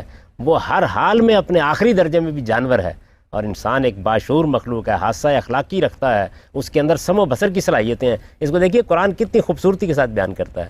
ہم نے انسان کی تخلیق گارے سے کی، ہم نے دوسرے مرحلے میں اس کے اندر نسل پیدا کرنے کی صلاحیت رکھی، ہم نے اس کا تصفیہ کیا، اسے نیک سوک سے درست کیا، پھر ہم نے اس کے اندر وہ انسانی روح پھونکی جس کے بعد وہ سمیع و بصیر بن گیا اور شعور کی مقام کو پہنچ گیا. سائنسدان یہ بھی کہتے ہیں کہ انسان کا اور جو چمپینزی کا کروموسوم ہے وہ 95% ملتا ہے، اور جو انسان کا ایک کتے سے ملتا ہے وہ 75% ہے. تو اس سے ہم یہ بھی کہہ سکتے ہیں کہ چمپینزی سے انسان بنا، انسان سے چمپینزی بنا. تو یہ بھی بات جو ایوولوشن کو سپورٹ کرتی ہے. یہی بات یہ ہے کہ ایوولوشن کو جو چیز سپورٹ کرے گی، اگر کبھی اس کو کوئی سپورٹ حاصل ہوئی تو وہ یہ چیز سپورٹ کرے گی کہ جس وقت آپ یہ دریافت کرنے میں کامیاب ہو جائیں گے کہ درمیان کی جتنی کڑیاں ہیں وہ بھی فاسلز میں اسی طرح موجود ہیں جس طرح کامل مخلوقات موجود ہیں.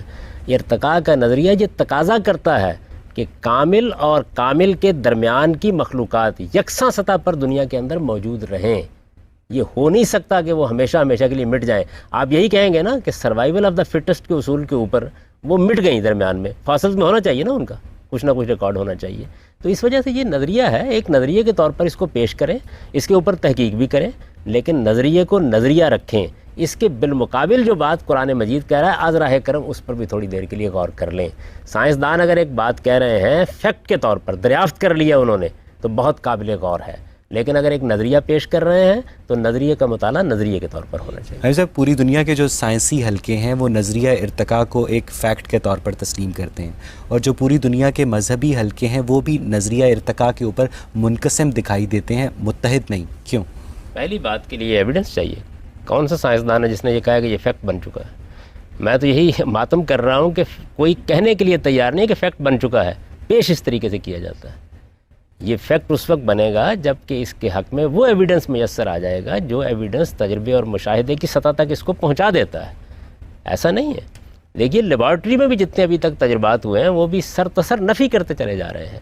اور جن چیزوں کا مطالعہ کیا گیا ہے ان کے بارے میں معلومات میں اضافے نے دنیا تبدیل کر کے رکھتی ہے۔ ڈارون کے زمانے میں خوردبین ابھی اتنی ڈیولپ نہیں ہوئی تھی، ڈارون کے زمانے میں ابھی سیل کا مطالعہ اس درجے پر نہیں ہوا تھا۔ یہ کیا کائنات ہے جو آنکھوں کی صورت میں اور کانوں کی صورت میں اپنا کام انجام دے رہی ہوتی ہے، یہ ان مخلوقات کے اندر بھی اتنی ڈیولپ کیوں ہے جن میں آپ بہت نیچے جا کے ان کا مطالعہ کر رہے ہوتے ہیں؟ یہ بہت سے سوالات ہیں جو پیدا ہو گئے ہیں اور ان سوالات کا مطالعہ ہونا چاہیے۔